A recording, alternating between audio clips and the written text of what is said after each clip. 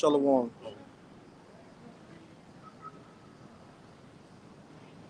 You good? Okay.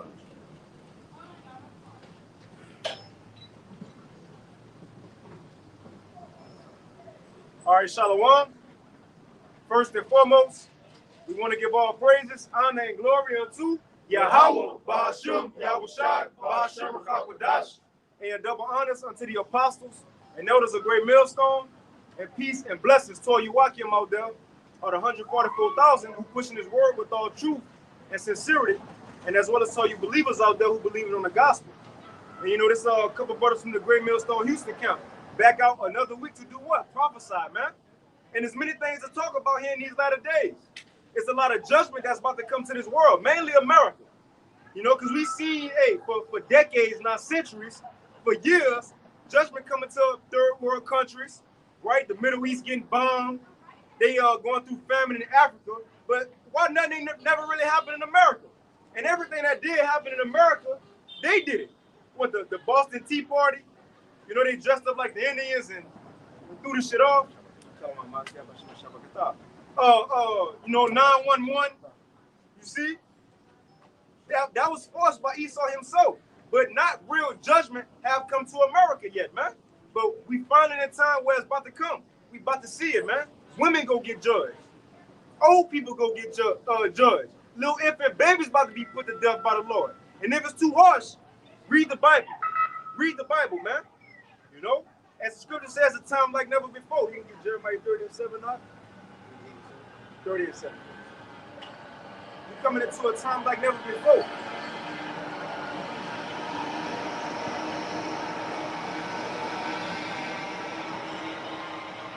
Jeremiah 30:7. Alas, for that day is great, so that none is like it. It is even the time of Jacob's trouble, but he shall be saved out of it. So it said there's a time coming, and no other day is like this day, man. You know? Just a simple thing as newly created creatures, Leviathan, so on and so forth. But what we coming into, nobody have ever seen the type of things the Lord gonna do. Now, we know a couple things, but as the scriptures say, we prophesy for it, we know for it. But that's why we're excited to see what the Lord about to do. We're on the edge of our seat what he gonna do next. You know, what you think the Lord gonna make America do so all these nations can shoot missiles, you know? What you think gonna kickstart the MOTB coming? What you think this event gonna be to make our hell break loose? So we're on the edge of our seat because it ain't that we guessing or hoping it. We know it's gonna come. We just trying to see when and how, man. That's it. Because Jude of 9, because everything is ready already. It's set and ready to go. You know, that was the point of rumors, right? Rumors of wars. Because those rumors, as they keep beefing, talking shit, and they might get close to going to war, but they fall back, right? You know, America will shoot Iran and kill Iran general, Soleimani, and they get close to war, but they'll fall back. So it wasn't that those rumors was to no avail. No, those rumors was leading up to what was going the adding on to what was going to piss these nations off. America giving these nations more ammo to hate it, man, to see them for themselves. So rumors ain't just rumors. It lead up to the actual event. Talking about the MOTB every week. It's not in vain. Because when it comes, for example, camps like IUIC, ISUPK, GOCC, so on and so forth. When the MOTB actually be brought forth, that's going to take a lot of people off guard. Even if you say, well, I know the MOTB is the RFID micro C-up, right? But when it comes, people going to be shocked. Why? Because they wasn't following the steps that led up to it. And they're going to be taken back to how quick it came. But us, we follow each step. Okay, the Fed now, they got to do this to get the system set up, you know? And then after the system, they go get the banks and the financial institutions into it. Then business is going to get into it. Then eventually the people. And all we need is a false flag, and then you ain't going to have no choice after that, man. You see? Just like when CV happened, right? People was on lockdown. When you came out, it was different. It was different. But let's bring that out. Jude of 9 and 5. Let's start at 5. This is Jude chapter 9 and verse 5. For thou hast wrought not only those things, but also the things which fell out before. Right, so this talking about the Heavenly Father. So this talking about the Lord right here. Judith saying what? She said, you have not only brought those things that happened in the past, but you also doing these things now. This is a good precept. Shalom, Mark. That brother like he in a Scarface movie with them. Brother got the Arrow got the Scarface shirt. Yeah. Yeah. You know, but look, this is a good precept for Isaiah 46, 9 and 10. If whoever get it first, we can bring that out too. Right? How the Lord do everything. But the point is, everything was leading up all to the end time. All to the end times. Habakkuk, the 2nd chapter, at the end of the show, speaking not lie. But you can read that out. This is Judith chapter 9 and verse 5. And the point I'm getting is because everything ready. It ain't like we gotta wait, you know, for American allies to start not like, no, they already said it. Angela Merkel in Germany, when Trump last year in office, she said, you better watch how you treat your allies because you ain't got many. Come on, man. And Germany, one of the ones, them ones. One of the major ones, you see? And look, that's one of the heads. That's one of the 7 heads of that beast, Germany. You see? But nevertheless, we don't have to wait on these things to take place. It's here. Do we got to wait on German scientists to finally start making missiles? No, they in silos already. It's ready. It's ready. Do we have to wait on Esau to make RFID microchips? No, it's in people already. Oh, that's another thing. Elon Musk is here. He trying to find out who wants this in your brain. It's here. It's approved by the FDA, and they're doing it. They put chips in people's brains. So it ain't like we gotta wait on these things to happen. It's happening. You got it, Doc. And whatever y'all brothers got, you know. If I may add, they just recently started Neuralink. They started doing the human trials, and guess what? They're gonna be successful in these trials because these false miracles they need to happen to get people on board. Like, oh yeah, I want to be able to do stuff with my mind. I want to be futuristic, telepathic, whatever. Doing miracles. I can walk again. I was paralyzed. I can play Pong on my mind. They want to do that stuff. Hey, good for them. But this is okay. This is Judith chapter 9 and verse 5. Let me get this real quick. Going into those miracles. You can start at 11. What this is? 13. Yup. Going into Esau miracles. Oh, I know y'all seen Black Mirror, right? On Netflix. It's like a TV series. It's called Black Mirror. Now what they do is it's like a satirist type of series, but in there they give truth. Now you have people in there who they were sick and they needed immediate help or they was gonna die. Like when you had this little girl, she was about to die, and what this brother was talking about, Elon Musk looking for the vulnerable. Who gonna do it? Those people who on their deathbed who need a miracle. So you can put that in them and look, see, you can do it, right? But in that movie, everybody who took that thing in their head, they was vulnerable. They was on their deathbed. They were just looking for something. And once it happened, there was a miracle. But down the line, it started fucking up, right? Backfiring. That's the same thing that's going to happen in these times. When Esau come with, it's going to seem as if it's a miracle, but it's going to backfire. A quick example, we talk about Revelation 16, that Saul was taking a seal. But you got it, all right? I'm going to go back to that. This is Revelation 13 and 13. Right now, this going into the power structure of Esau. Right, starting from the Greeks to the Romans, and now we're in America.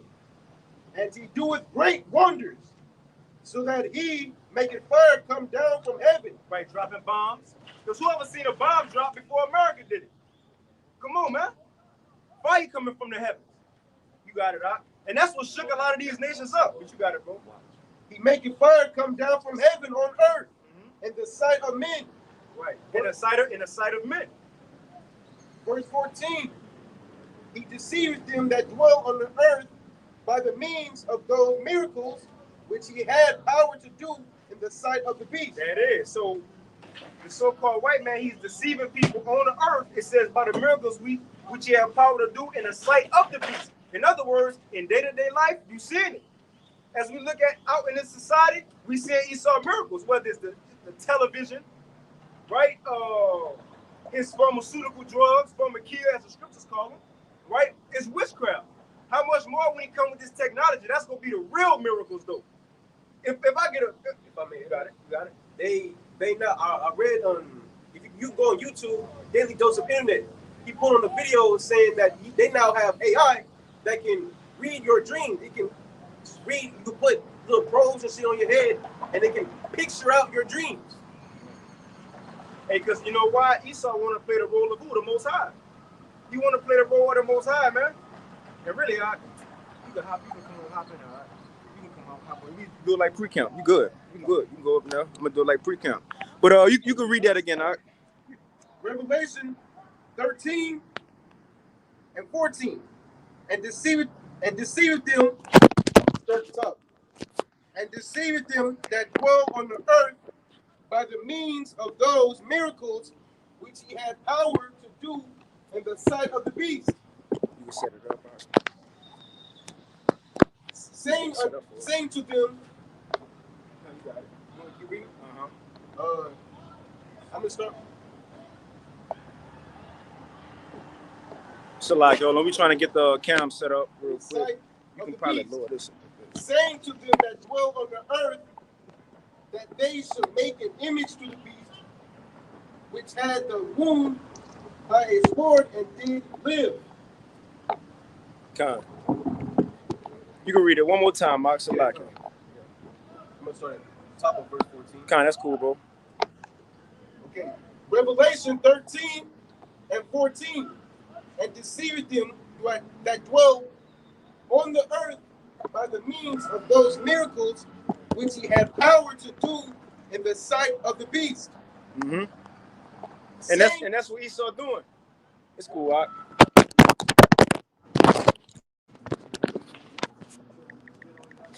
Nah, bro. You can hop in here, all right?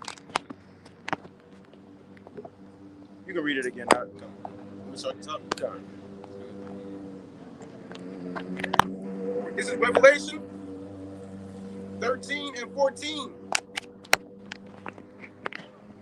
And deceiveth them that dwell on the earth by the means of those miracles which he had power to do in the sight of the beast. And that's what Esau doing. He deceiving people by his technology and the different things that he throwing out there. You know? In the sight of the beast, as we see in everyday life. You got it, bro.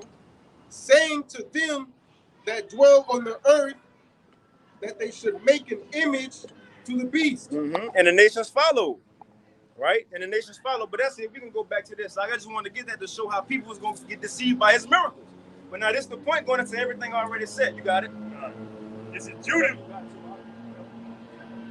This is Judah, chapter 9 and verse 5. For thou hast brought not only those things, but also the things which fell out before, and which ensued after. Thou hast thought upon the things which are now, and which are to come. Right. So she said, look, you did everything that happened before, everything that's happening now. It was your decision. And the things that's to come in the future. You got it, Doc.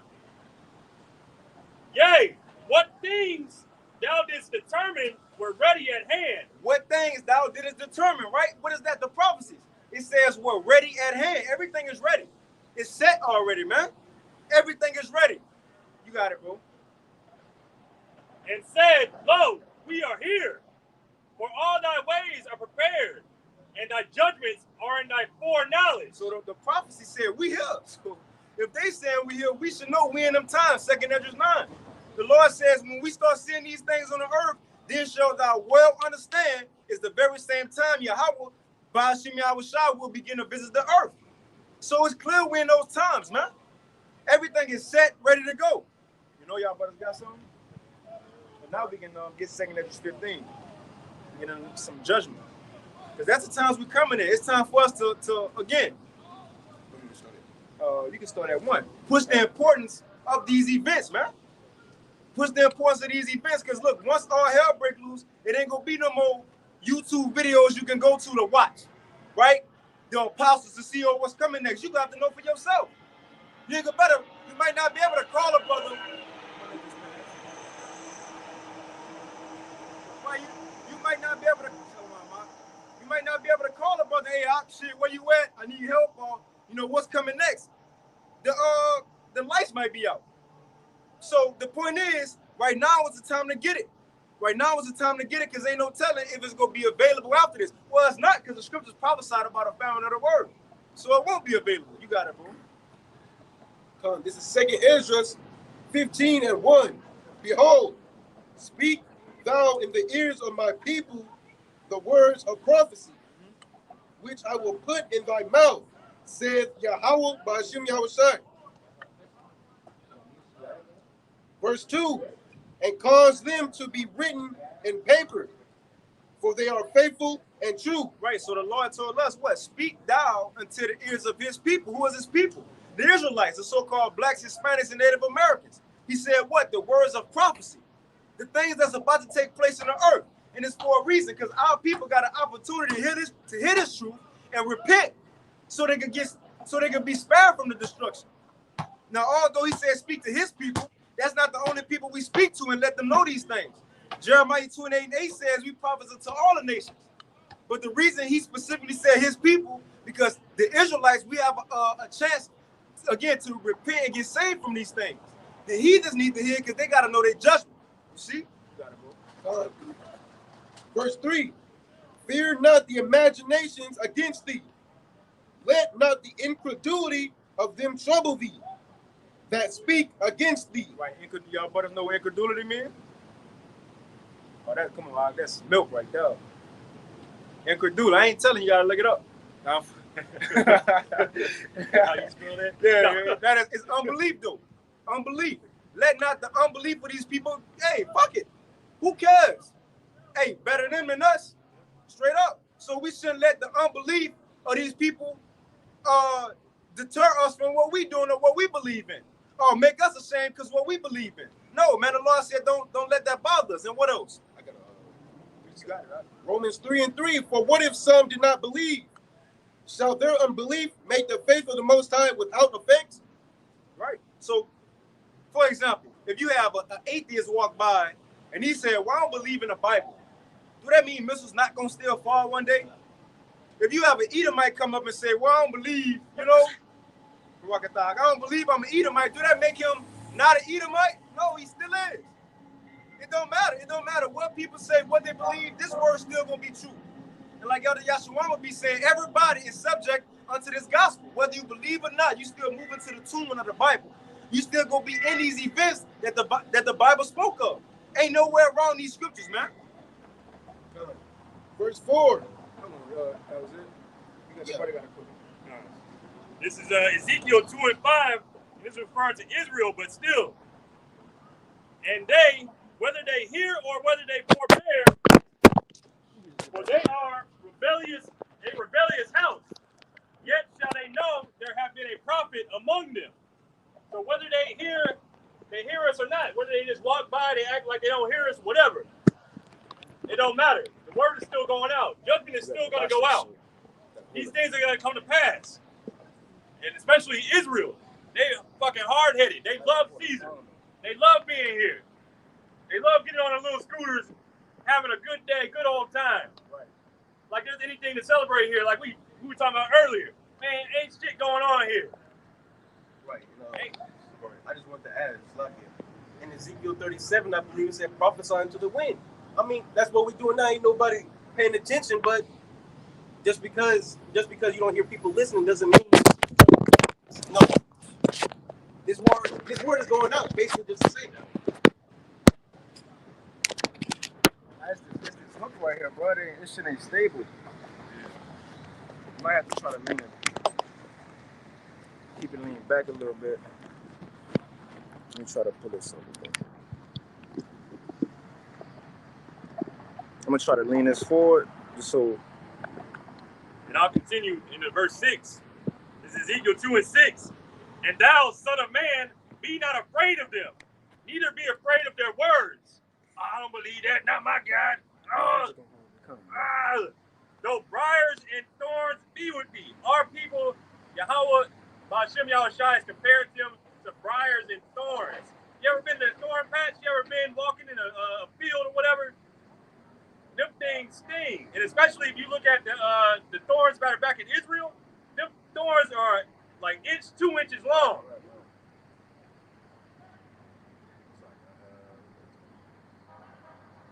And thou, son of man, be not afraid of them, neither be afraid of their words. I don't believe that.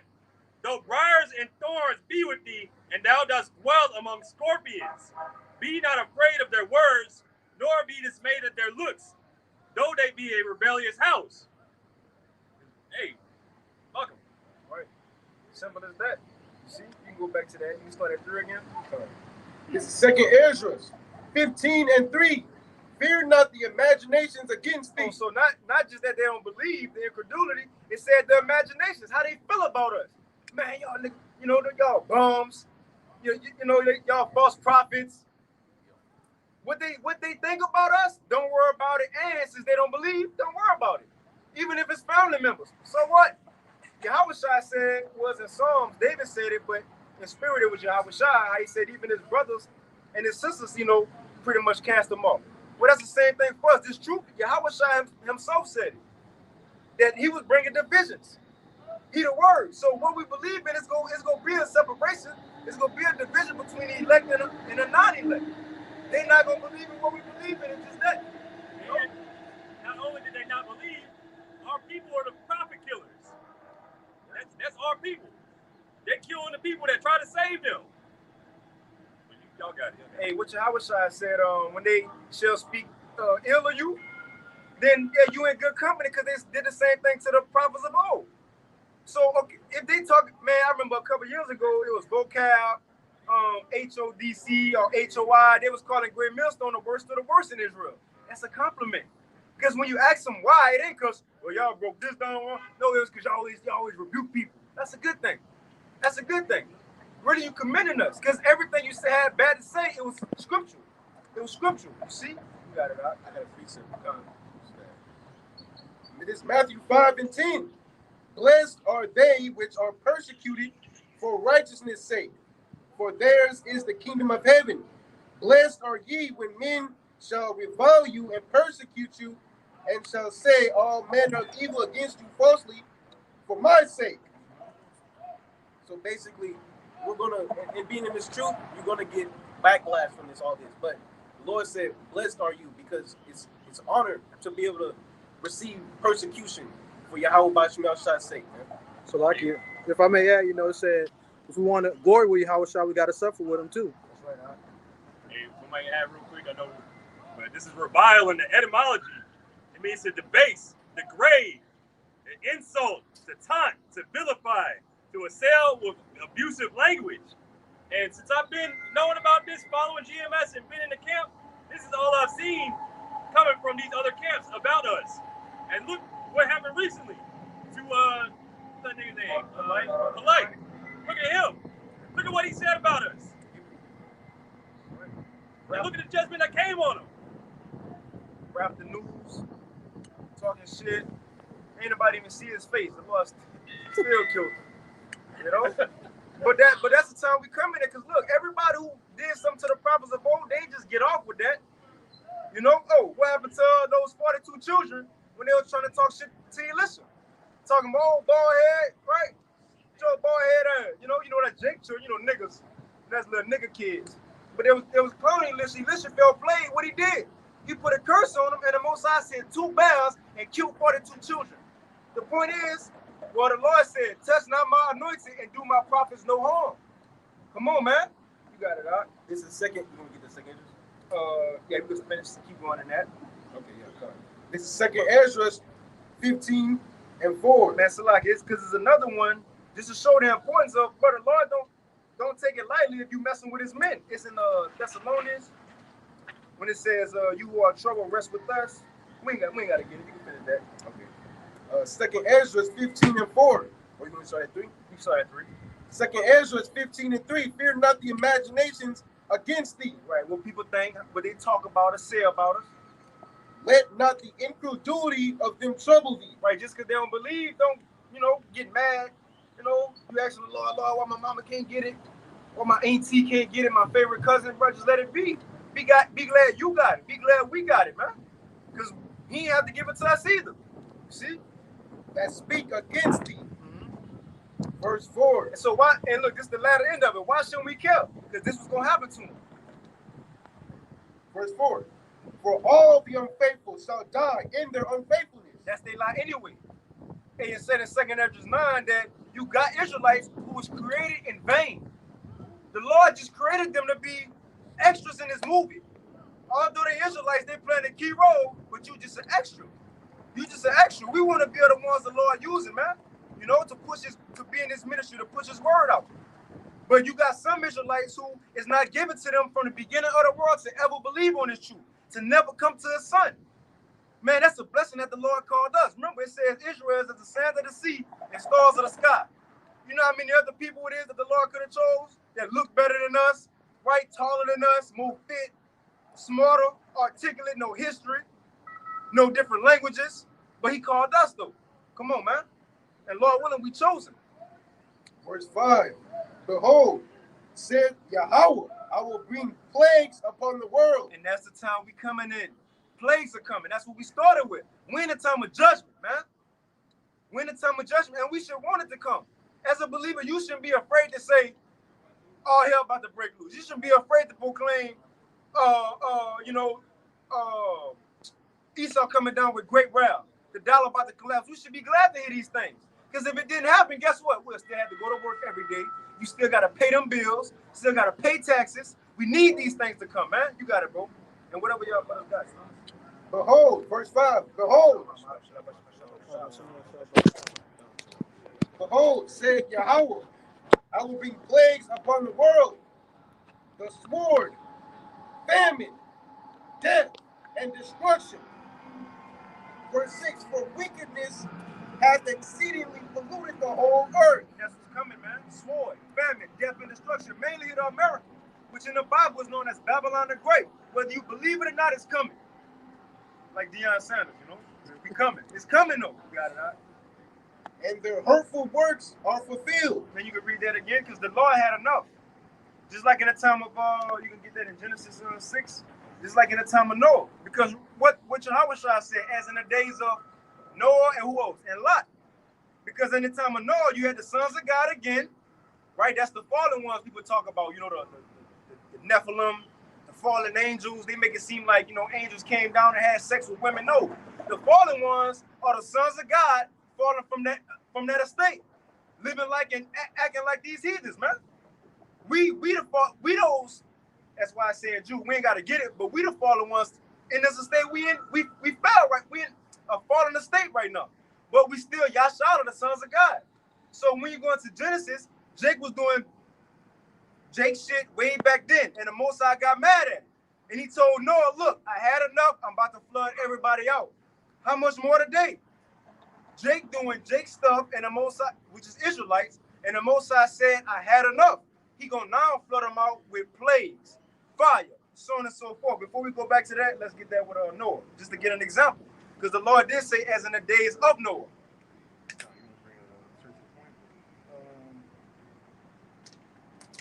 Let's start at 11. All right. This is Genesis chapter 6 and verse 11. The earth also was corrupt before the Most High, and the earth was filled with violence. See, the earth was filled with violence daily, man. And Jake was on a high level back then. Remember, they weren't far removed like that from Adam too much. You see, they weren't far removed. So Jake, I'm sure they was tall, handsome, right, had probably, you know, inkling of power. Who knows? But they was going off, and the Lord said, "Man, the earth is corrupt." Oh, you still had the sons of Esau in the world. Cain. You still had the sons of Cain in the world. So imagine that wickedness. You got it, bro. God. And Yahweh looked upon the earth, and behold, it was corrupt, for all flesh had corrupted his way upon the earth. And the Most High said unto Noah. So because everything was too much and out of hand, this is what the Lord had to say. The end of all flesh is come before me, for the earth is filled with violence through them. And behold, I will destroy them with the earth. Come on, man. I'm going to destroy them. I had enough. I ain't create this to be like this. And look how they doing. Okay, I got something for them. I'm about to kill them all. Well, we in those same times. Can you read that again? Can you start at verse 6? Yep, verse 6. Because this is going into our time. Verse 6. For wickedness hath exceedingly polluted the whole earth. Same thing is said about in Noah time. And their hurtful works are fulfilled. Their hurtful works are fulfilled, meaning it's enough. They did enough. What's the example of their works being fulfilled to where the Lord could bring judgment? Remember when we was coming out of Egypt and the Lord told Moses about that land that flowed with milk and honey, right? The land of Canaan. But he said, y'all can't go in yet. Why? Did y'all brothers know why? Because he said the sins of, the Amorites, the Canaanites are not fulfilled yet. They still got to do some wickedness for me to bring judgment on them so I can get them out of there and put y'all in there. So what the brother reading, the Lord said, wickedness have exceedingly polluted the earth and their hurtful works are fulfilled. It's enough now. Esau did enough to where the Lord could bring judgment. These people in this world did enough to where the Lord could bring judgment, man. And what? And destroy this place. You got it, bro. Verse 7, therefore said Yahweh, I will hold my tongue no more as touching their wickedness. He ain't gonna look. Who, which they profanely commit, neither will I suffer them in those things in which they wickedly exercise themselves. Behold, the innocent and righteous blood crieth unto me, and the souls of the just complain continually. Right, so the Lord said, look, I ain't gonna hold my tongue no more. And how the Lord speak? By action, by judgment, man. It says he's known by the judgment which he bring him. In 2nd Ezra 9, he speak by the things he do on the earth. So now, since the Lord had enough, that's why we see the world going into the way it's going. Right? Many people dying, and a lot of people about to die. I'm looking forward to October. There's a lot of shit that's supposed to happen in October. Hey, and then it's Halloween. Come on, man. You know, they do all of their rituals and all that. Come on, man. We coming to, hey, shoot, talk about exciting. Exciting is an understatement for what the Lord about to do. You know? But nevertheless, we coming into October. What's just some of the things they talking about to come in October? CV lockdowns, they said could come back. CV lockdowns could come back. Oh, and they expect those people who've been eating them 50-cent burgers and $1 burgers, whatever they got in them, that might kick off in October. That might ignite in October. What else they talking about? They gonna send a FEMA alert on October 4th to make sure everybody get that emergency. But why though? That's telling you they got something coming. They got something coming. Now, it was also said in October, they were supposed to turn up the 5G radiation thing, because whoever got the juice, it was going to kick them spike proteins up, and who knows what that's going to do. Now, what else supposed to happen in October? They talking about America's going to run out of money. Now, do that mean all hell go break loose right away? No. It just means you're going to start to suffer more.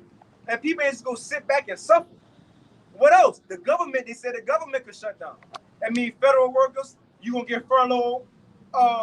Certain veterans, you ain't going to better get that money, right? Those benefits, you ain't going to better get those benefits. So people about to go through it, and it's about to get cold. Come on, man. Hey, and it's about to get cold. The poor are going to suffer more first than anybody else. That's what they call people about that uproar. That's what it's designed for, because they're taking away benefits. Who mainly got, the benefits? The poor. You see that they go, and then even when they come with the digital, they gonna start first with government stuff. You see? So for example, say when they take all that away and say if lights do go off and everything crash when they come back on, if you want these same benefits, it's gonna have to be a digital way. You don't think those people will get down with that? What you gotta I was gonna say that they also with them rent memorials or how they holding out people paying rent. Now those are catching up. They started a new wave of layoffs. Like a whole new mass layoffs just started this month. I've been reading about it like all this week. Hundreds of people laid off, thousands of people laid off. What do you think is gonna happen in the next few months? All these people laid off, getting evicted. Shit. It's gonna be Well, we gonna read it because as we read in 2nd Ezra, remember the Lord said I had enough. I'm about to bring judgment. But as we keep reading on, and when we get to like 14, I want you to jump to the GNT, all right? Because we're going to read down, because this talking about our time. But when we get down, it says that people going to start to revolt because of hard times. You can read on that. This is 2nd Ezra 15 and 9. And therefore said the Lord, I will surely avenge them, and receive unto me all the innocent blood from among them. Verse 10, behold, my people is led as a flock to the slaughter. I will not suffer them now to dwell in the land of Egypt. Now this going to prove that the Lord is pinpointing our time we living in. a key thing. He said, I will not suffer my people to dwell in the land of Egypt, right? Moses and them was far before Ezra was talking about this. We been came out of Egypt, way before Ezra broke 2nd Ezra 15 down. So what Egypt is he talking about? You get Revelation 11 name real quick. It's another Egypt. And even in this verse, it's going to prove it itself. It's that spiritual Egypt we living in, which is America. Better known as its biblical name, Babylon the Great, or the daughter of Babylon, or that great city. That's the Egypt. So what we read in 2nd Ezra 15, the Lord is specifically talking about the time we living in, man. This is Revelation chapter 11 and verse 8. And their dead bodies shall lie in the street of the great city, which spiritually is called Sodom and Egypt, where also our Lord was crucified. Now, what's the great city? America. You ask anybody that, what's the, well, before people stopped fucking with America and it started going down, but anybody can admit America is this great city. Well, it said, which spiritually is called Sodom and Egypt, because it got the same characteristics as those places.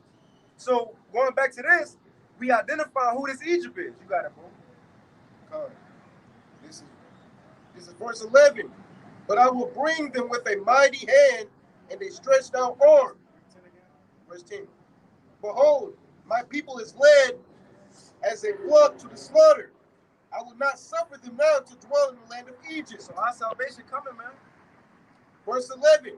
But I will bring them with a mighty hand and a stretched out arm. Who is that? Who is the mighty hand? That's it. Why you say that? I can't hear you, brother.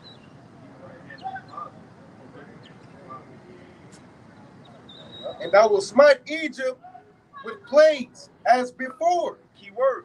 Read it again. Just that point. I will smite Egypt. I will smite Egypt with plagues as before. He could be talking about that ancient Egypt. He said, I'm going to smite Egypt with plagues as before.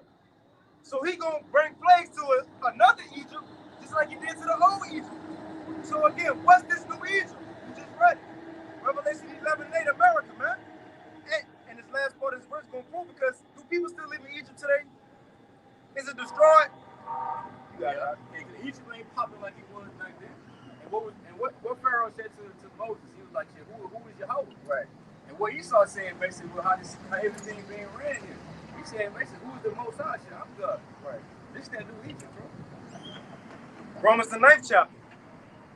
Apostle Paul, he said Esau was the new Pharaoh. In Joel 3:19, the same judgment that's coming on Egypt, it said the same judgment gonna be for Edom. Why? Because the person who running the place gonna get judged with the place. But you can start at 11 again. But I will bring them with a mighty hand and a stretched out arm, and smite Egypt with plagues as before, and will destroy all the land thereof. And destroy all the land thereof. That's him. That's I would say the soil we standing on, but that's the concrete. The concrete we standing on. This place gonna be smitten with the plagues of the Lord, and this place gonna be destroyed. So again, what Ezra was writing about, how the Lord had enough, that's in our time. As in the days of Noah, he had enough back then, he have enough now. So judgment about to come. You got it, Doc. Egypt shall mourn, and the foundation of it shall be smitten with the plague and punishment that the Most High shall bring upon it. Verse 13, they that till the ground shall mourn. As these farmers. Man, Zanala, we hit, a couple lessons on the Thursday Live talking about how these farmers complaining. Their crops failing, right? The food and stuff they need to get to feed their cattle is so expensive now, right? And whether it's not even that, the Lord drying up their shit. The Lord sending floods to flood their stuff out, freezes and all different type of stuff, man. Locusts, locusts, man. All type of stuff. You got it, Doc. For their seeds shall fail through the blasting and hail, and with a fearful consolation.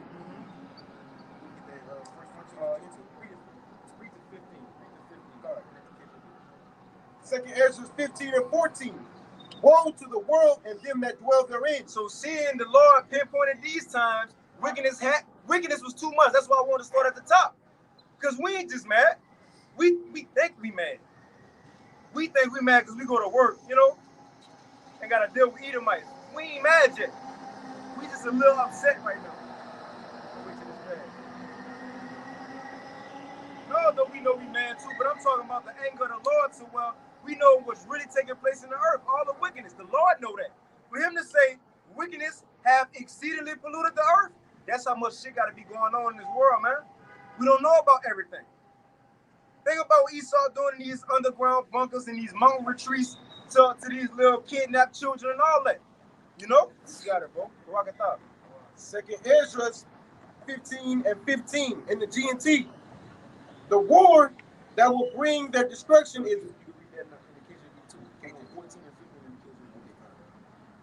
2nd Ezra 15 and 15. For the sword and their destruction draweth nigh, and one people shall stand up and fight against another, and swords in their hands. And that's what we about to see. It ain't got to be an actual sword. You know, that's a gun, that's a flamethrower, that could be a grenade, that could be a butter knife. Whatever a person can use to protect themselves, they gonna use it, man. It could be your fist. Shit. People gonna use weapons to either protect them and their family or to come take some from you and your family, man. 16. Because it's gonna go into why these things gonna happen. No, you read 15? Yeah, come on. 16. Yeah, let's read that 2nd16. Ezra 15 and 16. For there shall be sedition among men. Sedition among men. That's uprising. A revolt against the government. And invading one another. Invading one another. Your next door neighbor, y'all just go meet at the street, bringing the garbage to the street at the same time. Hey, good morning, man. No, y'all gonna be invading one another. You know who you think cool we are, wave each day? And that's another thing. It's somebody in my neighborhood. They always had a garage up, and it got nothing but cases of water stacked in there. And every time I pass by my little jog or whatever, I'm like, man, they have no idea. They probably thinking in their mind, yeah, we got all this water, we good. You giving yourself up. Because everybody who see this, when times get hard and they get thirsty, guess what? Everybody on this block gonna think about going to your garage. To your garage. Come on, man. So even now, bro, we gotta watch how we moving in these times, which we know that. But when times get hard, it's gonna be even a fearful thing to when you go to the stores. You can go in the stores, but when you come out, you're gonna have militias waiting on you to take your shit. You see, you're gonna have militias waiting on you to take your stuff. Even if they don't take it right away, you're gonna be having people following women to their house.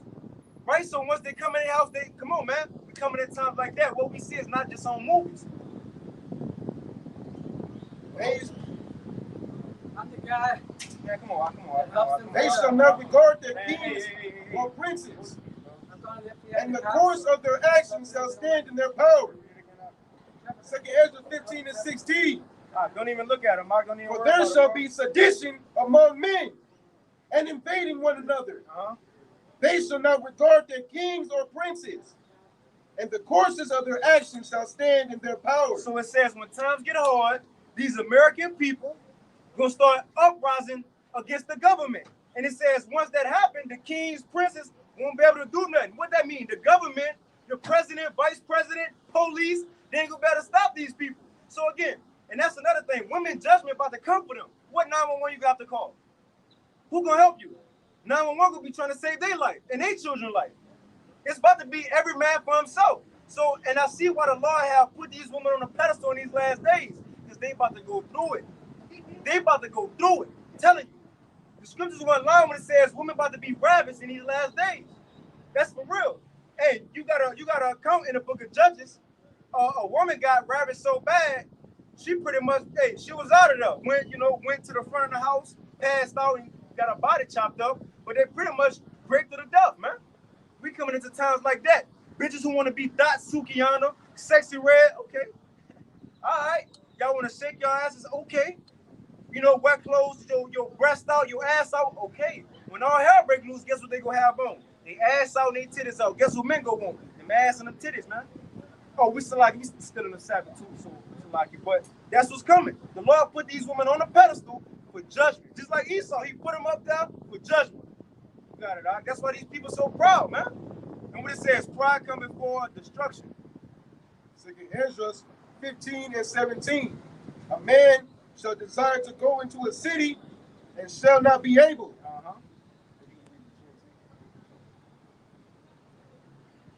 And it's gonna tell us why all these things gonna happen. Why? Because time's gonna get hard.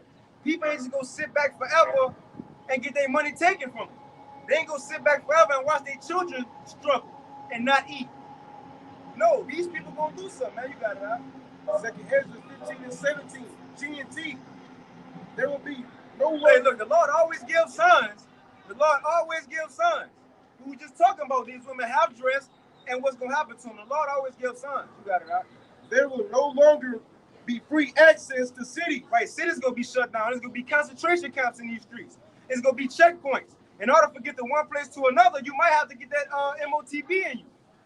Because the struggle for power will bring destruction, terror, and total confusion wherever people live. It says the struggle for power will bring what? Destruction, terror, and total confusion wherever people live. It says because the struggle for power will bring destruction, terror, and total confusion wherever people live. Now, watch the why. You got it. Driven by famine. Driven by what? So what's gonna cause all this? Hard times. So everything we read before, how these people go revolt against the government, the police, they ain't gonna better do nothing to these people. It's gonna be driven by what? By famine and terrible suffering. Hard times. People will assault their neighbors and mercilessly plunder their possessions. Hard times. Again, we just mentioned a couple things that said to happen in October. What? Now, if it do, what can we expect for November, December, and 2024, man? And now, mind you, it's not about to let up, brothers. We should know that it's not about to let up. The Lord, there it is. Can you get that for that, brother? Let's get it. Second Ezra 16, and we can start at 38. That's it. It's not gonna let up. As every day go by, guess what? It's gonna get worse. It's not gonna get better in this society, man. It's gonna get worse. More people gonna struggle. More people gonna lose jobs. More people gonna lose their benefits. More people gonna be put to death as well, man. That's the times we in. And hey, look, once repentance and all that, the Lord, bro, it ain't gonna be no more mercy shown in these streets, man. It's gonna be all out judgment. You got it out there quick. This is Second Ezra chapter 16, and I'll start at 37. Behold, the plagues draw nigh and are not slack. Let's start at 35, Bob. Let's start at 35. This is Second Ezra chapter 16 and 35. Hear now these things, understand them, ye servants of Yahweh. So this talking to us. So the Lord about to tell us, look, hey, that's what we started with at the beginning of the lesson. Now it's time to get this word, right? The Lord saying the same thing. Get this word, because all hell about to break loose. You got it, bro. Behold, the word of Yahweh, and receive it. Believe not the gods of whom the Lord spake. Behold, the plagues draw nigh and are not slack. See, so before he said the plagues come, he said, get this word first. Get this word first. Now, since we got the word, this is what we can expect. Those plagues, as the brother said, it ain't going to let up. You got it, Doc. As when a woman with child in the 9th month bringeth forth her son, within 2 or 3 hours of her birth, great pains compass her womb. So this is the similitude or the likeness that the Lord given us. He said, as a woman in travail, a woman laying on that bed in the hospital, she about to give birth. Now, what she get? Contractions. Now, at first, those contractions might be far apart and might not be as painful. But the closer that child gets to being delivered, those contractions get together and it be more painful. Well, the Lord giving that likeness because once these plagues come, once all hell breaks loose, once people start getting their blocks on, what dudes say their TV turned off, you see? Yeah, they snot box rocked. You got it, Doc. It ain't gonna let up on them, man. Within 2 or 3 hours of her birth, great pains compass her womb, which pains, when a child cometh forth, they slack not a moment. So he gave that similitude for this purpose. You got it, bro. Even so, shall not the plagues be slack to come upon the earth, and the world shall mourn, and sorrow shall come upon it on every side. So that's why we can say with confidence, we know this shit over with. We know this place over with. And we know the Lord not going to let up. From here on out, there's not going to be a better day. It ain't going to be no hope. Ecclesiastes 12 said it's like you looking outside, you see in darkness. You don't have no hope. It's over with. the American dream is over with. And then even when, Errol, do you dream when you're alive or when you sleep? It's an easy question, huh? Do you dream? Dream like a dream. Do people have dreams when they're alive or when they sleep? When they sleep. So they talk about an American dream, they clearly don't know what's going on. They sleep. They sleep. The American dream is fake. It's fake. Come on, man. And now everybody who did get a piece of the pie, you about to suffer too. As the scripture said in Wisdom of Solomon 18, just as the king was going through those plagues, the common person was going through the same thing. In other words, the playing field about to be level.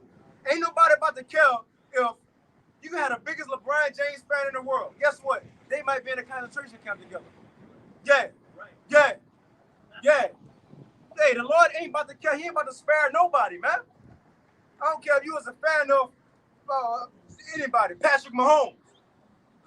Right? You about to see him dead, laid out. Come on, man, bro.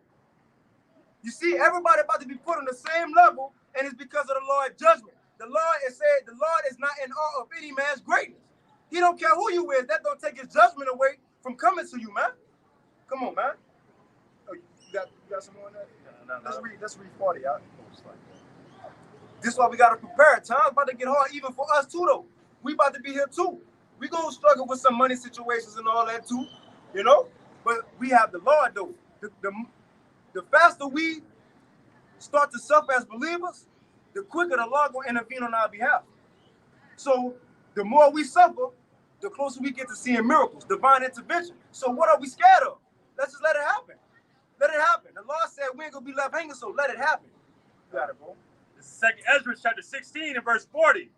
O my people, hear my words, make you ready to the battle. And in those evils, be even as pilgrims upon the earth. So before all this come, the Lord said, hear my word, and then what? So as we heard it, now what? Now get ready for the battle. Prepare ourselves, man. And look, bro, just at home, I might be sitting at home sometimes just thinking like different ways I might have to die. You feel me? Even if it don't happen, Sam, it's written that some of us gonna get beamed straight up, still consider at times, what if I'm in this situation though? You see? You don't want to go into it when you think, well, I'm untouchable. I believe. Because if the Lord do something now, that's the easy way for you to curse the Lord and start asking, why? Why, Lord? Why, Yahweh Bashim Yahushua? So going to these things, considering anything can happen to us, man. Look at what he did to his son. We not exempt either, you know? Like you got to count the costs. Count the costs. You got it, right? 1 Peter 3 and 14. 1 Peter 3 and 14. But if ye suffer for righteousness' sake, happy are ye, and be not afraid of their terror, neither be troubled. And like the brother said, we gonna know, even us preaching this gospel, we gonna suffer too. But here's the difference. These niggas of the world, they don't have the comfort like we do. We gonna be suffering for righteousness' sake. They gonna be suffering for the wickedness' sake. Shit. Right? We gonna have that comfort, these scriptures. They not. And that's the comfort right there, man. On that? Yeah. Matter of fact, get 2 Ezra 7 real quick, because you said something. We all about to suffer. 2/3 about to suffer, and he let go suffer. But it's a difference, though. It's a difference in that. It's a difference. 2 Ezra 7 and let's see.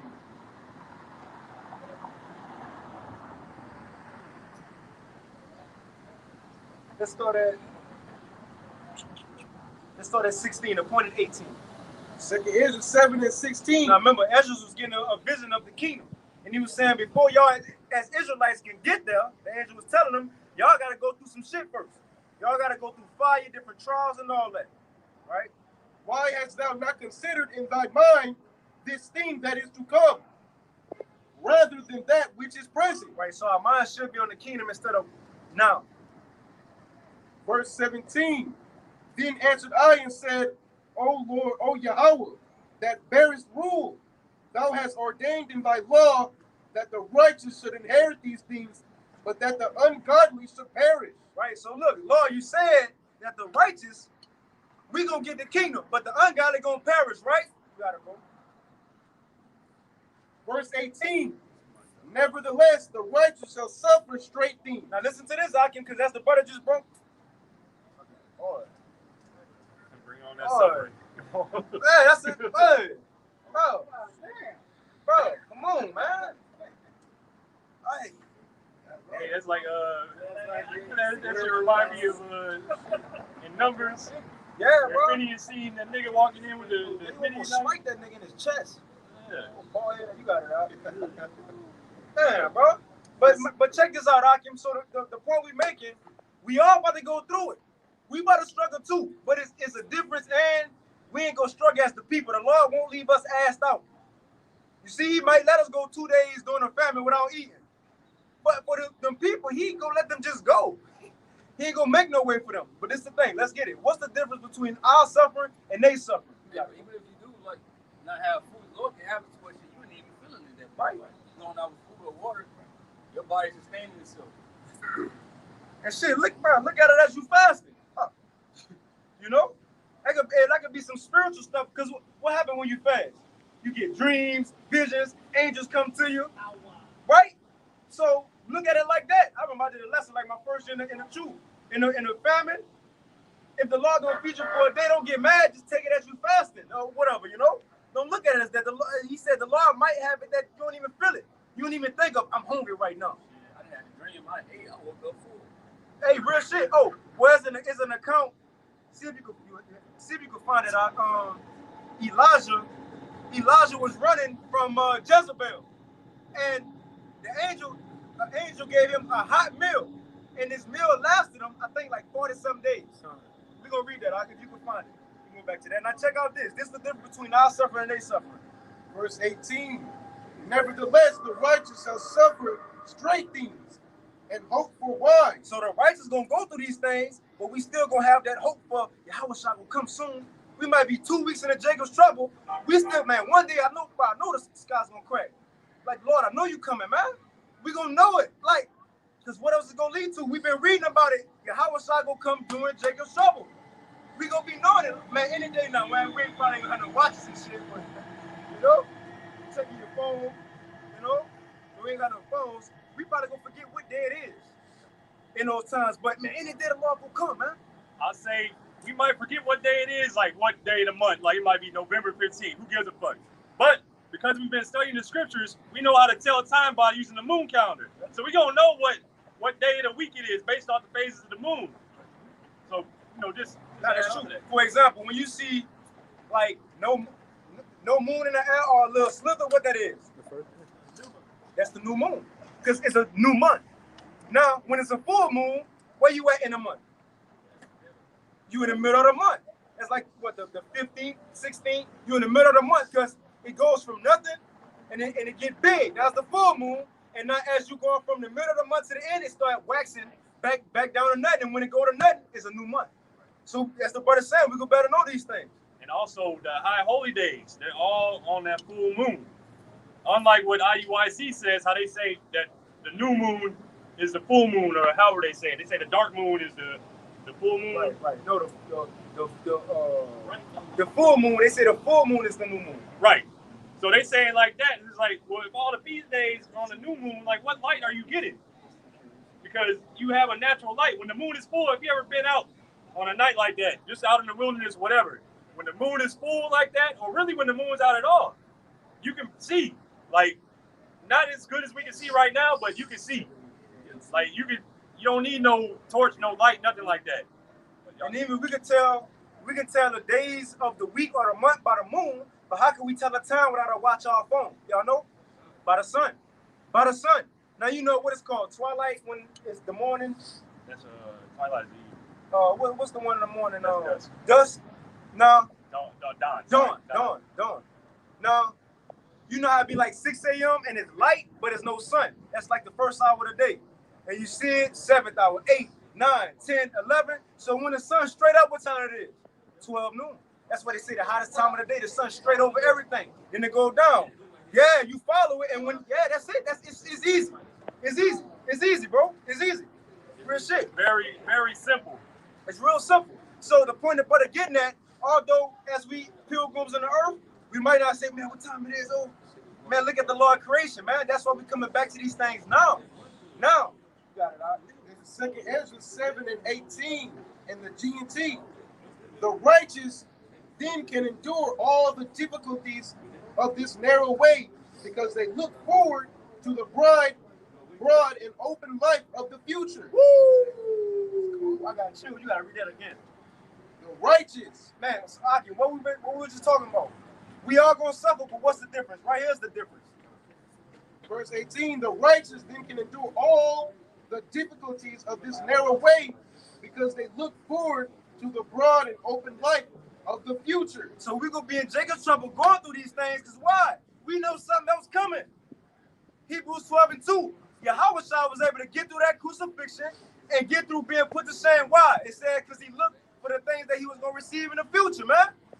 The same thing we doing. We're gonna be able to get through these times that's coming when all hell break loose, because we know this not the end all be all for us. This, look, when all hell break loose, this is the end of our captivity. We about to rule next. That's what it is. And they're gonna be China, and they're gonna be Russia or North Korea. The Israelites about to rule, man. The so-called blacks, Hispanics, and Native Americans. Believe it or not, every nation had their time to rule. The so-called white man was the last ruler. We at the end of it. So when all hell break loose, it's the end of our captivity. We got something coming, man. Believe that. You got it, Doc. So we gonna suffer and still have hope. But the other people, the wicked of our people, they gonna suffer, but what? But the wicked must pass through the narrow way without any hope. Come on, man. Of seeing the broad, open life. Come on. Because they gonna be in Jacob's trouble. You think they gonna be like, how was I? Oh, do you think they gonna be thinking about the thing that was written aforetime? No. Why? Because they don't know him. That's why Romans 10 said, how shall they call on me in whom they have not believed? You don't know about the law, so how you gonna know what he could do for you? That's the importance of going into these accounts so we can get acquainted with our power, man. All these other people out here, when hell break loose, they ain't gonna have nowhere to run, nowhere to hide, and have no answers. And who they gonna have to listen to? FEMA, Red Cross, which they gonna lie to you, give you an MRE pack and put a chip in you. You got it, right? But I was sit on that. Let's get this account with Elijah real quick. It's like, I got this thing, you go, people gonna be ransacking your houses, beating you over the head and shit. You be like, why are you beating me? And they gonna say, what, climate change? I'm beating you because of climate change. These things gotta happen because of too much people on the earth. Right. You ate too much meat. But I got Hold on, real quick, I want to back up what I just said. These people ain't gonna have no answers. 2 Ezra 5, let's go to 8. This is 2 Ezra 5:8. There shall be a confusion also in many places. There, 2 Ezra 5:8. There shall be a confusion also in many places. So when times get hard, all hell break loose, people start struggling more. It says there's gonna be confusion also in many places. And what else? And the fire shall be sent out again. And the wild beasts shall change their places. Hey, remember in CV when everything was locked down, you started having wild animals roaming the city streets. You know? So come on, man. But this time they ain't gonna just roam just to roam. They sent to roam for vengeance now. As it says, spirits created for vengeance. That's why they're gonna be roaming this time. You gotta go. And also, some of them gonna be out here to help us. But a Lord may send a lion out of zoo, and you probably get all nervous and shit. He coming at you, and he just start rubbing his mane all over you. You like, okay, that's in Job 5, right? The Lord said, I'm gonna make the beast be in peace with you in that time. Anything is possible, man. Bro, it's no cap on the Lord. What that was with Will Smith? When he had a dog or some shit. I Am Legend. I Am Legend. You know? But the Lord might send those wild animals to help us out at the same time they send to destroy them people. You got it out. And the minstrous woman shall bring forth monsters. Verse 9. And the salt waters shall be found in the sweet.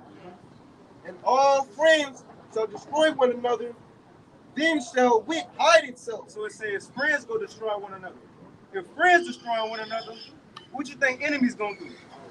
If friends gonna destroy one another, what you think people who don't know each other gonna do? And understanding withdraw itself. So then it says, so after all that happened, it says wit. You can start that from wit. Then shall wit hide itself. So what is wit? That's your focus. That's your sharpness of mind, right? Your keenness. That says that's gonna be gone.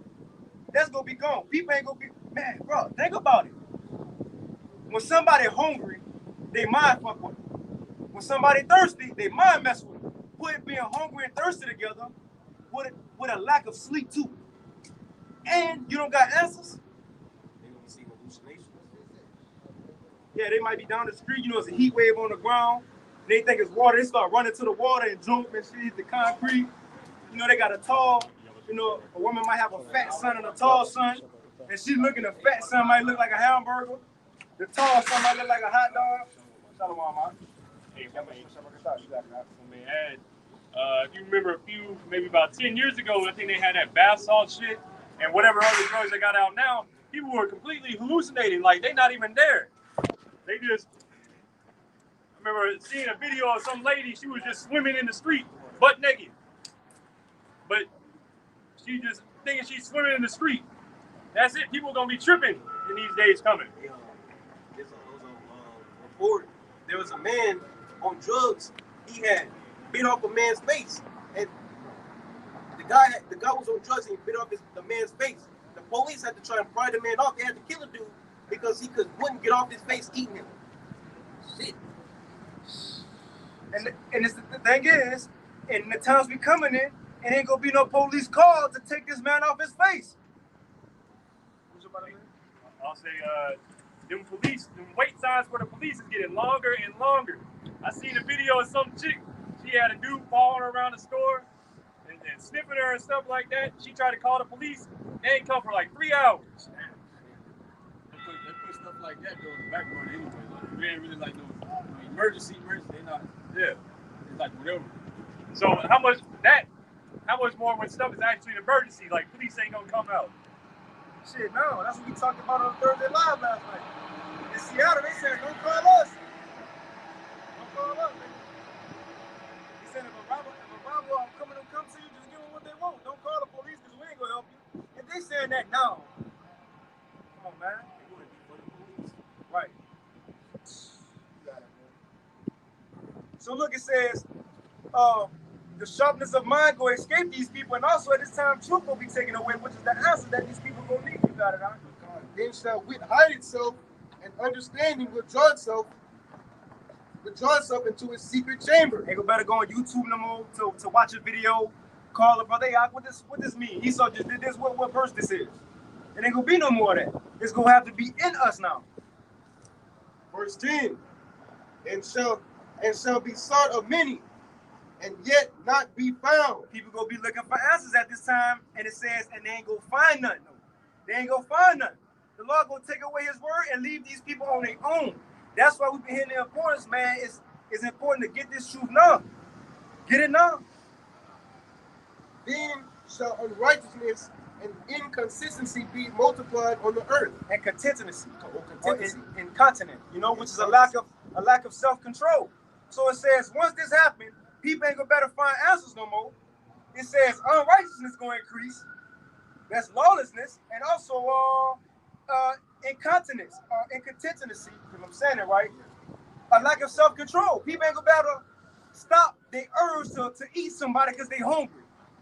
You know, stop an urge from seeing a woman walk by, you know, who they been on, a man who been in solitary confinement for years, he gonna be let out of jail. What you think he gonna do when he finally sees a man? Come on, man. That's the times we coming in. Ain't nobody, if the Lord ain't on your side, you through. You through. That's what the king told a woman in 2 Kings, the 6th chapter, when there was a famine in Samaria. She ate her child with another woman. The other woman, the next day, took her child and dipped. She cried, went to the king. The king was like, what's wrong? She was like, first the king said, how you think I'm gonna help you? Should I go get some out of barn floor or you know, a wine press? In other words, you think I got shit stored up? Now mind you, this is the king. He ain't had shit either. But what he told the woman, he said, woman, if the Most High don't help you, how you expect me to help you? So if the king can't help you, then how else you gonna get help? Nobody else can help you either, man. I got the incontinence and the edamon. It's an inability to restrain sexual desire, sexual immorality, and inability to restrain bodily functions. Great people will be getting great. I better bring up First Kings real quick. You can get that account. Oh, that's it. Let's get. I just want to get this account for brothers to have in their arsenal, man. Going back to that family. Let's read it out. This is 1 Kings chapter 19 and verse 1. Behold, I was like it. And Ahab told Jezebel all that Elijah had done, and with all how he had slain all the prophets with the sword. Now this when persecution was on Elijah and the prophets, just like it's coming to us now. So there's hope for the times we coming in when we get persecuted. Then Jezebel sent a messenger unto Elijah, saying, So let the gods do to me, and more also, if I make not thy life as the life of one of them by tomorrow about this time. Right? So they wanted to kill Elijah. You got it. And when he saw that, he arose and went for his life, and came to Beersheba, which belongeth to Judah, and left his servant there. Right. So Elijah ran. Now, as you became what it said, he was a coward. He was scary. No, he got up out of there. He ran. But he himself went a day's journey into the wilderness, and came and sat down under a juniper tree. Now, check this out. Now, mind you, at the time, it's a famine going on, too. You got it, bro. And he requested for himself that he might die, and said, It is enough, O Yahweh, take away my life, for I am not better than my fathers. And as he lay and slept under a juniper tree, now, check this out. So as he was asleep under that tree, you got it, out. Behold, then an angel touched him, and said unto him, Arise and eat. Right. And he looked, and behold, there was a cake baking on the coals, and a cruse of water at his head. Now think about that. It says he had bread baking on coals. In the time of a famine, this man had a hot meal. Yeah. In the time of a hard time, he had a hot meal. So, bro, it ain't just like we're going to be going in the famine, we just going to get lucky with a piece of bread. You know, the corner of the bread, the last one that people don't get. No, it ain't just going to be that. The Lord might bless us with a full-course meal, man. He might give us seconds. Hey, remember, all these preppers, they got shit stored up, right? Well, the scripture says they stored it up for us, for the just. So the Lord might have it to where we run a random house. That was a house for a prepper. Might have some yayan in there, you know. God, let me finish this real quick, guys. We can get it real quick. This is Psalms 34:19. Many are the afflictions of the righteous, but the Lord shall deliver him out of them all. That's it, man.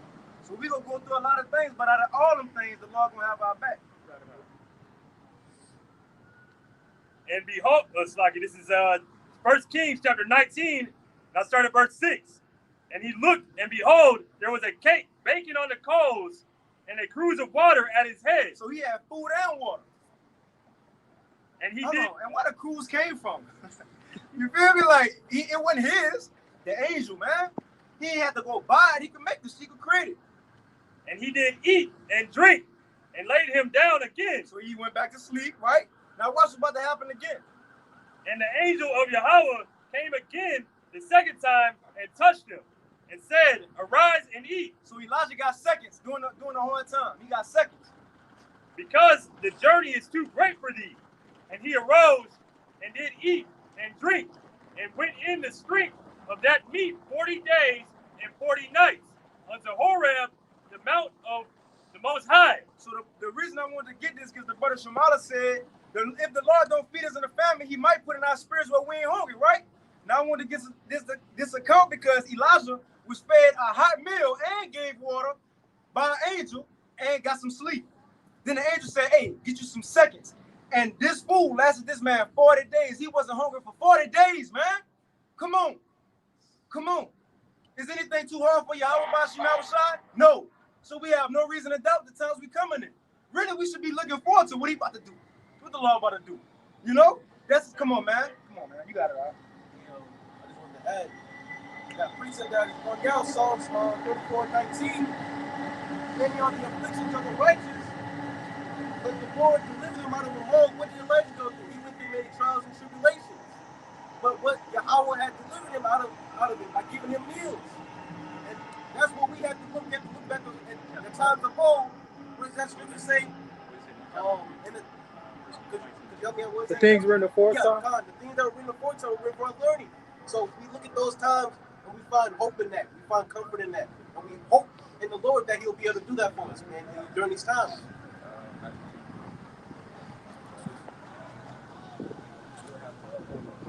Yes. Turn it to pop up.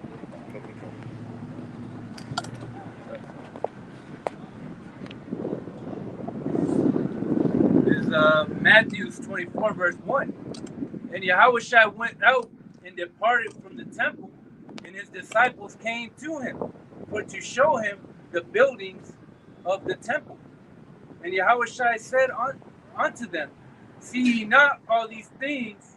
Verily I say unto you, there shall not be left here one stone upon another. Right? Because during that time, you got to think about what was about to happen a couple years later. Well, you know, all the way up until what, 66 AD, what, 73 AD. You had the time of the besiege of Jerusalem that was going to happen. All right, so basically he's telling them about the destruction. All right, but that was during the Roman Empire. So we back in the second leg of the Roman Empire in this time, because that beast hasn't been fully destroyed. It said that it had a wound and then it healed. All right. Then Daniel 7 speaks about that beast being given to the burning flame, so it won't be able to heal. So those are times that we're coming into. All right, because Rome is here all over again. All right, there's always comparisons that's being made between America and Rome. This is the same shit all over again. Right. All right.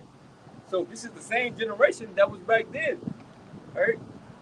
During the time of Rome, right? When Yahushua was on the scene, when the believers, right, were everywhere, preaching his word, right? Hey, we in those times again.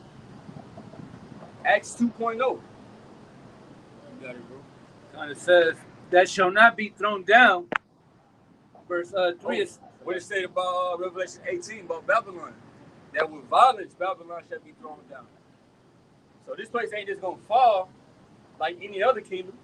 Oh, it's gonna be way more dramatic, right? It's gonna be way more damage. The Mosai is gonna make an example out of this place. Babylon fell back then. All right, it's cool. It's like it happened, came and it went, right? Medes and the Persians, Greeks, right? Even Rome. But it wasn't nothing that was just drastic and dramatic and horrific. But nah, but this kingdom, hey, the Mosai gonna show some wonders and some works. The Mosai is gonna magnify his name on this place, because Egypt, that was a kingdom that was highly talked about when the Mosai threw it down. So this is gonna take its place. verse 3, it says, and as he sat upon the Mount of Olives, the disciples came unto him privily, saying, tell us, when shall these things be? Right. So they pulled him to the side, like, shit. Because what he just said, hey, because you got to think about it, they were in captivity. So what it said that the kingdom of heaven suffered violence, and the violence taken by force. So the Romans was putting the hell on them. So when Yahushua came, like, hey man, all this shit gonna be over with. They're like, shit, hey, tell us, you know, right. let us know, like, what we need to look for these things to happen. And we're in captivity now. So you're supposed to be looking for certain things that basically showing you that, hey, Yahushua Mosai, that this place is falling. Right? You're supposed to constantly be in that spirit of wanting to get out of here. The scripture say, here we have no continuous city. Like, do you really believe that? Because if you don't believe it, then you're in the same spirit that Esau, thinking that his kingdom gonna last forever. What Isaiah said, though hand joined in hand, hey, the wicked not gonna go unpunished. And you will perish right along with them. It says, Well, matter of fact, you can get 2 Peter 3 real quick. Start at 9. This is 2 Peter 3 and 9. The Lord is not slack concerning his promise, as some men count slackness. So the Lord is not slack concerning the promises that he made to Israel and promises that he made about destruction is going to happen. Lord always going to come through and fulfill his word. Right? He's not like a man that will say things and don't come through on it. Right? This is the Most High. You know what he got to allow for? All right? So it said, hey, and he said it, and shall he not do it? All right, it's gonna come to pass. Habakkuk said, "Hey, just wait on me." But is long suffering to usward, not willing that any should perish, but that all should come to repentance. Right. So the Most High is giving His people a chance to repent. That's why the prophets out here. The Most High is extending mercy in the state of His men. So we are here speaking in Yahweh Shai's stead. Hey, we the mouthpiece of Yahweh Bashim Yahweh. So as long as the prophets out here, the doors of mercy is still open. It's not over for you. Because the Most High is long suffering. But what Revelation 7 said, John said that, hey, once, basically, what the angel told John, hey, once the servants are sealed, that's it. That's a wrap. All right? That's a wrap. So, it's only going to happen or be going on, right, for a certain period of time. It's not nothing that's going to be forever. All right? The second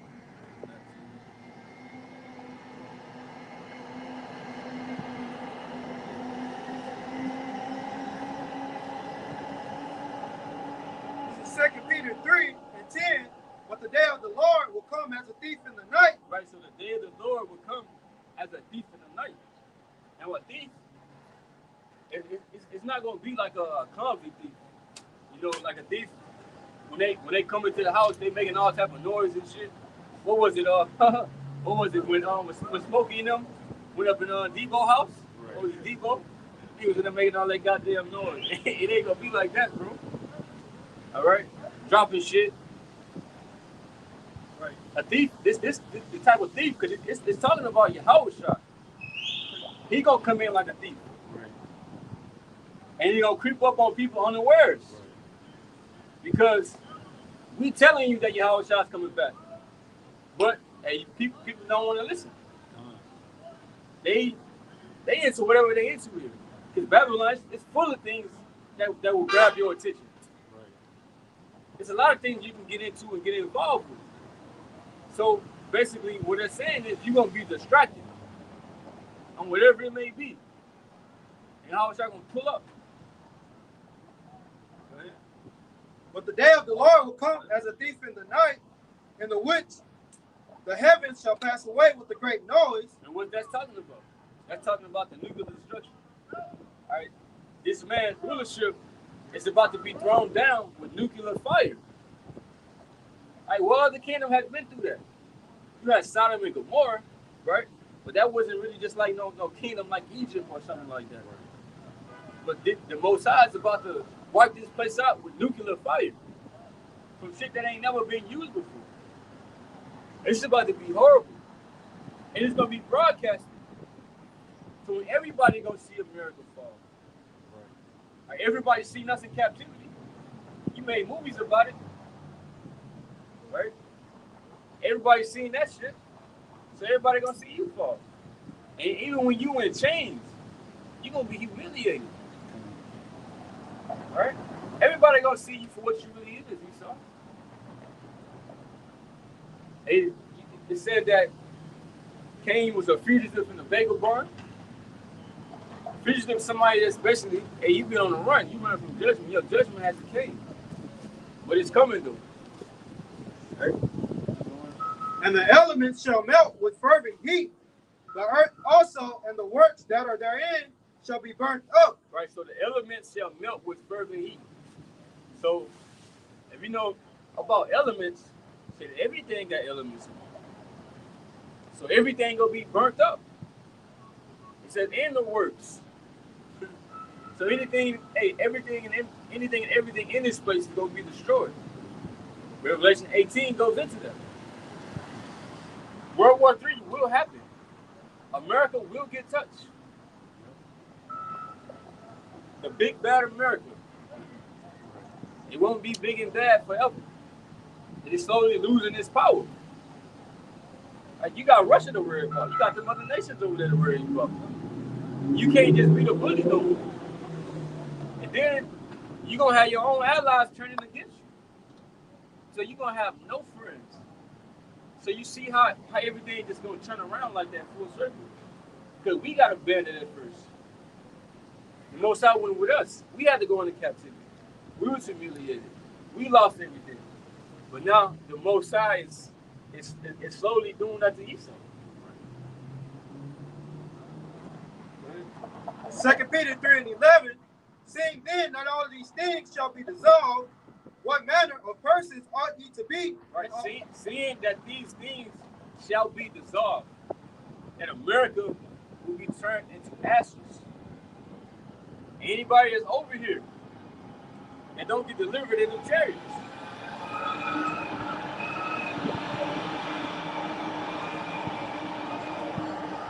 So whatever can take your attention away from the truth, just think about it.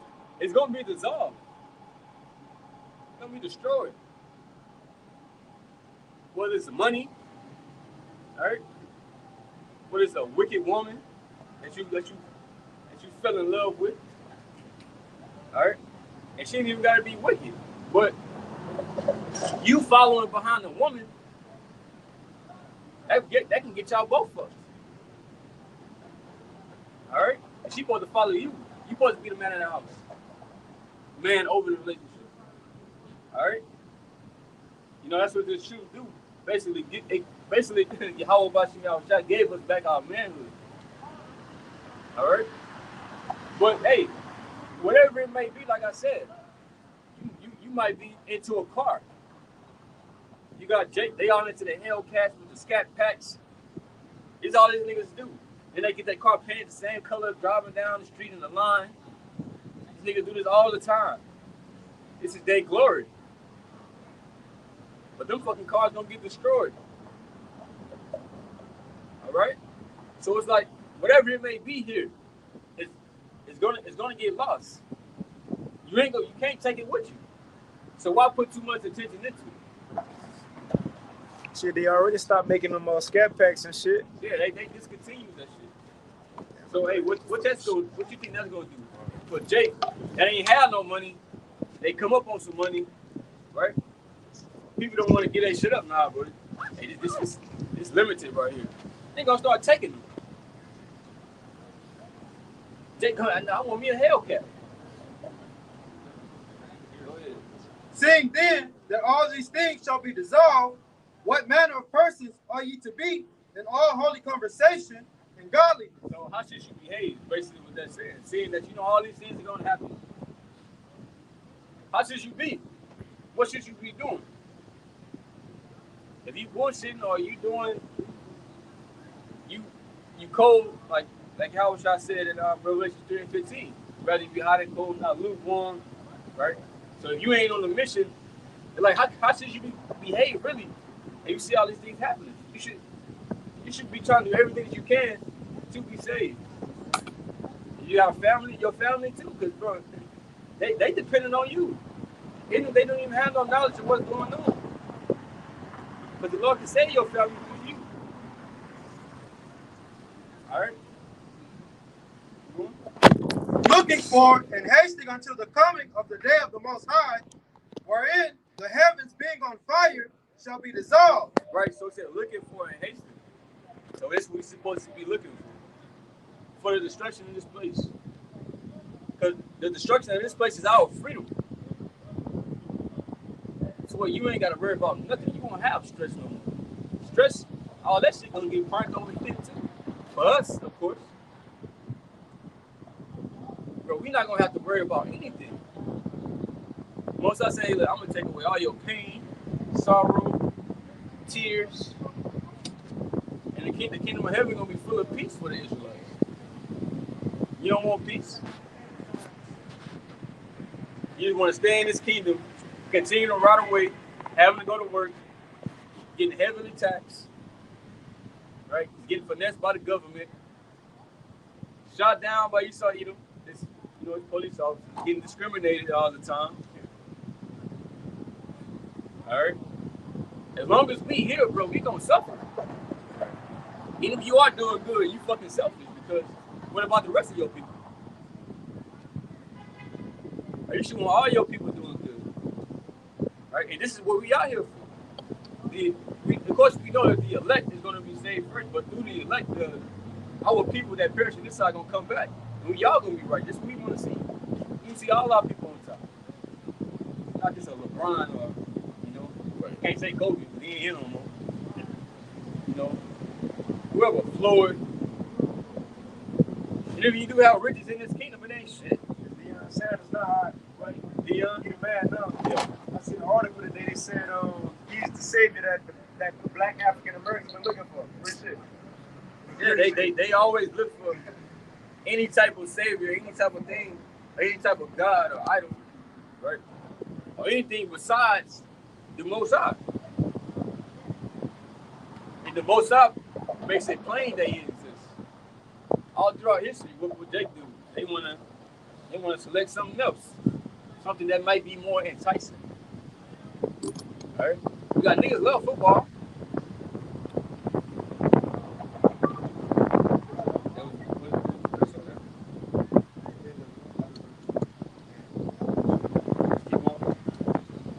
Second Peter 3:12, looking forward and hasting unto the coming of the day of the Most High, wherein the heavens being on fire shall be dissolved, and the elements shall melt with fervent heat.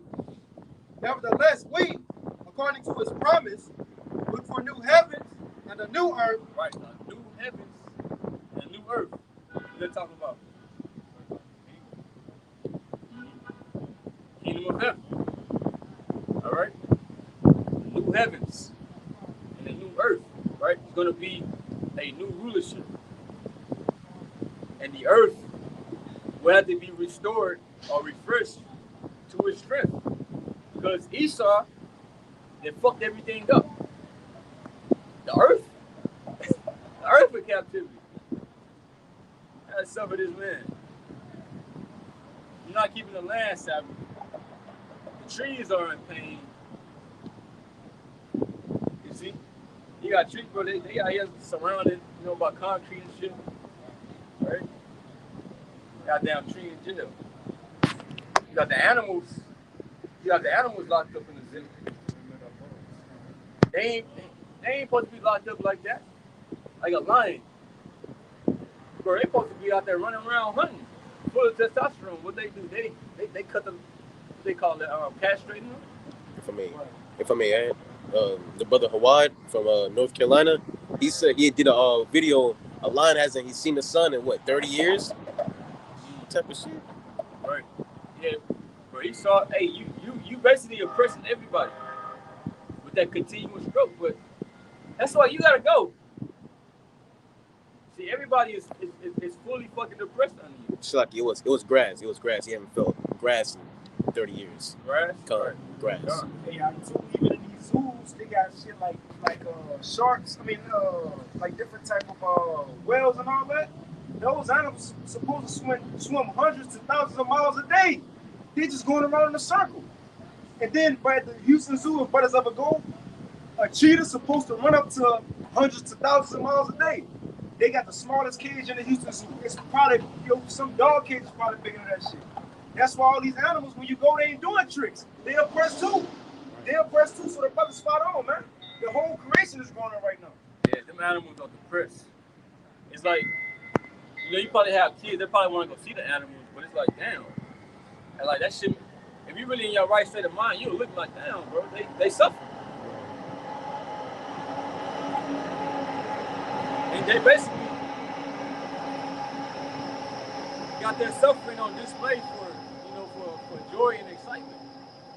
They used to have us in the zoo like that. Nevertheless, we, according to his promise, look for new heavens and a new earth. So it said according to his promise. And what he said back in the 9th verse, the Most High ain't slack concerning his promise. So this is what we're looking for. A new rulership. Because we supposed to be the rulers anyway over the whole entire planet Earth. This man ain't supposed to be in control. But according to prophecy, he has to go this way, but he's not meant to rule forever. And people gonna love it when we in rulership. Right? Oh, you get that real quick, Proverbs 4. I'm gonna keep going on that. He gonna grab this 29, 2. This is Proverbs 29, verse 2. When the righteous are in authority, the people rejoice. But when the wicked bear rule, the people mourn. Right. So when the righteous are in rulership, the people gonna rejoice.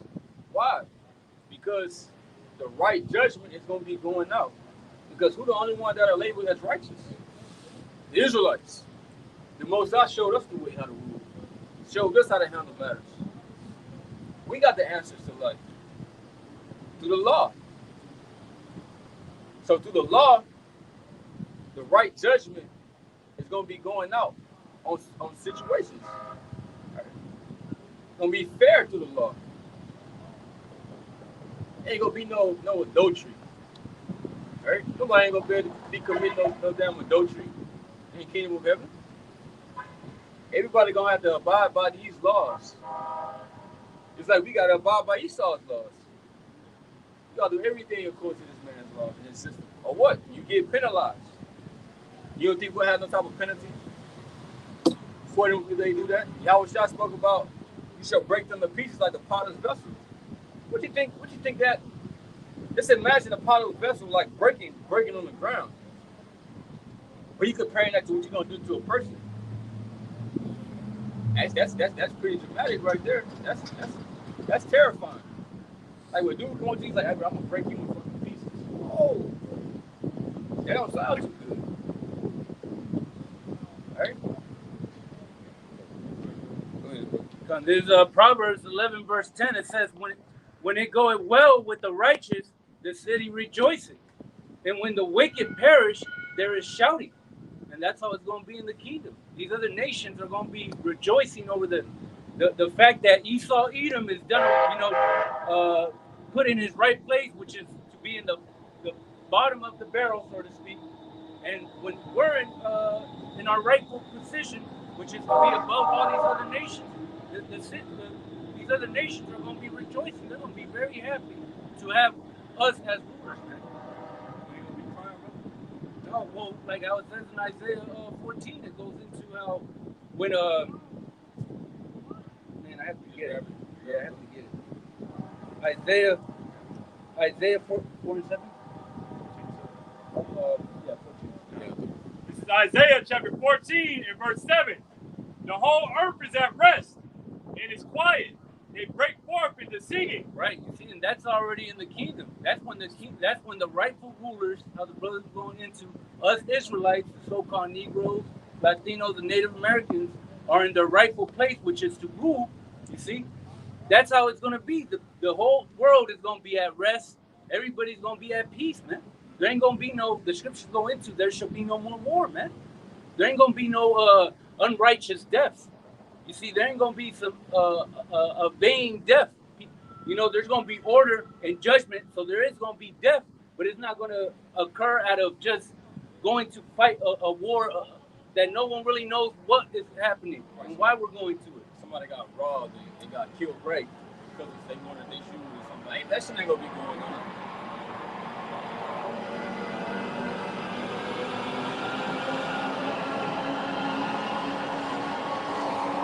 Because we gonna put fear in the planet. Right. The Most High gonna do that from the destruction that he about to bring. Ain't nobody gonna want no powers no more. Right. The Most High gonna give us power to display. Alright. Everybody was afraid back then when we came out of Egypt. That's why a lot of people didn't want us passing through their lands. You read the account with Balak and Balaam, he's like, man, hey, you gotta curse these people. Because you ain't we was on top. He was like, shit, bro, I could be next. All right. So that's why they want to do something. Hey, nobody wants to see Israel on top. They trying to do something now.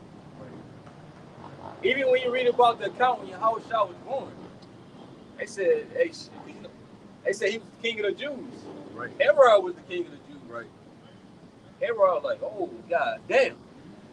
They're like, oh, tell me, go find out where he at, so I can come worship him too. Trying to be selfless, right? But we prophesying of the same king to return. Right. So what are we doing? Really, treason. Mm-hmm. And Esau can get us alone for that. Yep. Treason. We saying, hey, your kingdom about to fall. Your place gonna be destroyed by missiles. So you gonna lose, and Yahweh Shah gonna come free us. All right. We probably 29 2 of you.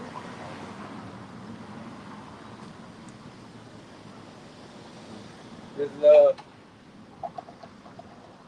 Proverbs 29, verse 2. When the righteous are in authority, the people rejoice. But when the wicked bear rule, the people mourn. Right? When the wicked bear rule, the people mourn.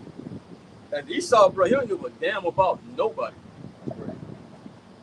You got the elites, right? They so-called, they band together to bring forth, the agendas that they got planned for the world. They don't anybody outside of them, bro. They really don't give a fuck. They don't give a shit. No, all of the poor, we got the middle class, and even what's considered the rich. They don't give a damn about you. You ain't really got no money. How they got money? All right. Esau is willing to fuck up his own people to accomplish his goals. You got one real quick. This is Sirach 14 and 5. He that is evil to himself, to whom will he be good? He shall not take pleasure in his good. Right, so he's evil. Like he was going into. If you're not a part of that elite and it's that small circle, he don't care if you his own people. He gonna fuck you over just like you another nation. He don't care. Shit, they about to stop caring for each other. I mean, real shit. Like, bro, they'll kill one another so they can gain more power. Yeah, Esau don't care. All right, that's why he got to be taken out. This man, he has a destructive personality. All right, because the like I said, it's basically the insiders, or what they call themselves, the illuminated ones, on the left hand side, right? They get together and they have their meetings, and it's really like fuck everything else. Like they don't care about the poor. They don't care, especially the Israelites. They ain't worried about that. They trying to fill their pockets up. They trying to gain much more wealth, like they ain't even already got enough. And like the brother said, even when it comes down to it, if they gotta do something to one another, they gonna do that to get on top and get ahead. Cain showed them attributes. He killed Abel for nothing. All right. Go back to If I can add an example, now people think the iceberg is something Titanic and shit. But it was said that Rothschilds, it was one of the richest. You can look it up too. like insurance shit. Yup. And he had one of the richest men in the world at the time over the Rothschilds. He was on the ship. Now the Rothschilds got tickets too. But the thing was, right before it left, they got off. Right. They got off. Why? Because they needed him to die so they could go on with their industrial revolution. Yeah, so they could come like that. Right. Bro, Esau ain't slick. People, it was a couple years ago, it was a couple, the higher up elites that they was trying to, I think the Rothschilds wanted to get them out of the way. They was on a plane, the plane just crashed. It was like four billionaires, trillionaires. But they do stuff like that so they can get a leg up, huh? Even with like I said, the whole Titanic thing, but that's a whole money scheme. Right. It was basically some insurance because they had a so-called ship that was basically it looked the exact same as the Titanic. They just switched them out, right? Because it was all busted up. So they knew that down. What we gonna do? Right. So they basically switched it and put like this is Titanic and they sailed it off and let that bitch do what it do. But you go back to that. This is 2 Peter 3 and 13. Nevertheless, we, according to his promise, look for new heavens and a new earth, wherein dwelleth righteousness. Wherefore, beloved, seeing that ye look for such things. Hey, can you please not record us? Go ahead, read it again. 2 Peter 3 and 14. Wherefore, beloved, seeing that ye look for such things. You got a question? What y'all doing? What's this? We teaching our people that we're the Israelites, right? And that's our true nationality according to the Bible. And that America's gonna be destroyed, right? So we telling our people they need to repent, or you gonna get caught up in the discussion. Take a picture of this is who you are. You ain't no African American and all that. Mexicans and Mexicans. We're all the same people. We got biblical nationality, bro. Right in the Yeah, tribe of Judah. How we even got to Africa? That's the question. 2 Peter 3:14. Wherefore, beloved, seeing that ye look for such things, be diligent that ye may be found of him in peace, without spot and blameless. So we try to be diligent to be found without spot and be blameless, unspotted from the world. All right? Because our people, they out here living in darkness. They doing whatever the hell they want to do. You got the alphabet man, they doing whatever the hell they want to do. Right? Especially our people amongst that, take it to the next level. Right? Another man shouldn't be with another man. Another woman shouldn't be with another woman. Right?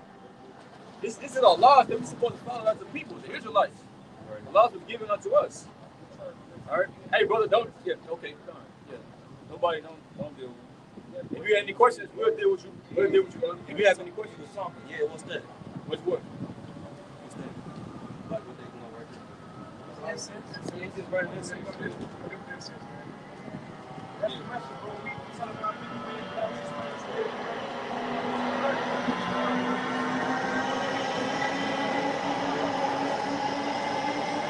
Read that again. 2 Peter 3:14. Wherefore, beloved, seeing that ye look for such things, be diligent that ye may be found of him in peace, without spot and blameless. Right? Because the Lord not saving a nigga. That's why you got to repent and you got to change your ways. The Bible speaks about you being born again. If you ain't being born again, you ain't going to be saved.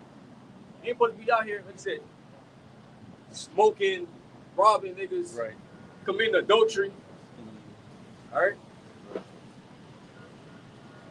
The ways of life are written in these scriptures. Because the way that our people live right now, they living in death.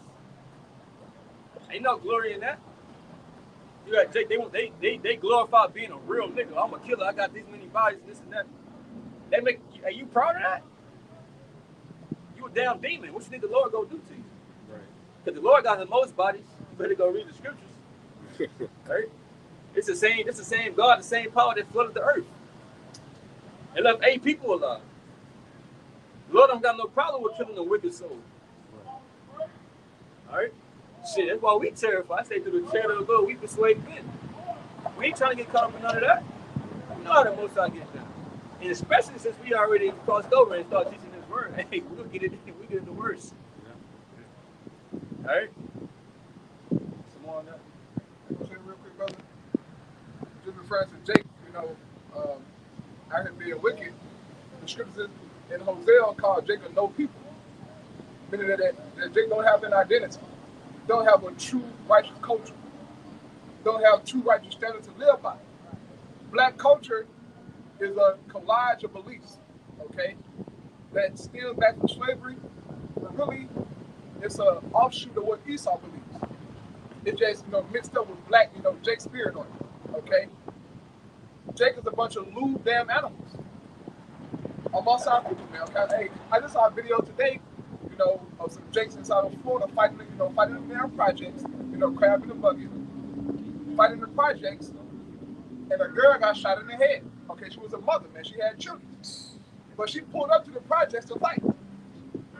And, the man actually started shooting, and she got shot in the head, man. All because she wanted to show, that she's tough. I women are like men, okay? Fucking the beast.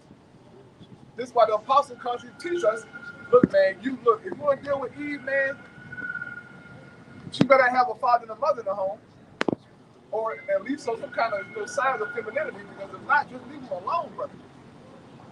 You don't want to go down that road, man. Jake is truly a no people. Okay, go ahead, Dr. Slaughter.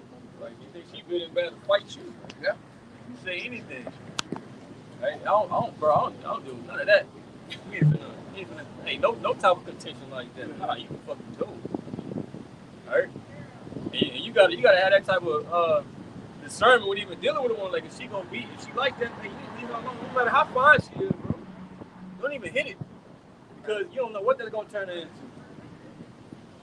Especially if she know where you live and you got a family and shit, and she's showing up. Right. Key in your car. Right, you got brothers. Right. What they like on next Friday when she came out there looking for Day. Yeah. Throwing bricks in the car. Bro, you don't want none of that, bro. That shit ain't cool.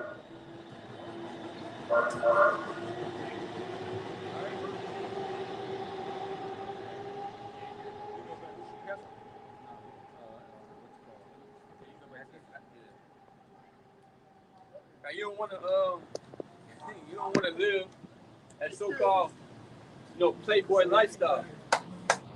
In the world, hey, that shit was cool. See, you want to have all these women and this and that, right? But having all these women, that take away your attention from the Lord. All right, you can't be like how Jake is in the world. They just want to, you see a little decent woman, all in your mind is, I want to hit her, and you want to cast her to the side. Now you can't do that, right? You can't just toss them to the side. Now if you got some other stuff going on, I mean they can leave, they want to leave, but you can't just go into it the whole intention of all the shit. Yeah, I'm just gonna, especially if you're like kind of like somewhat decent woman,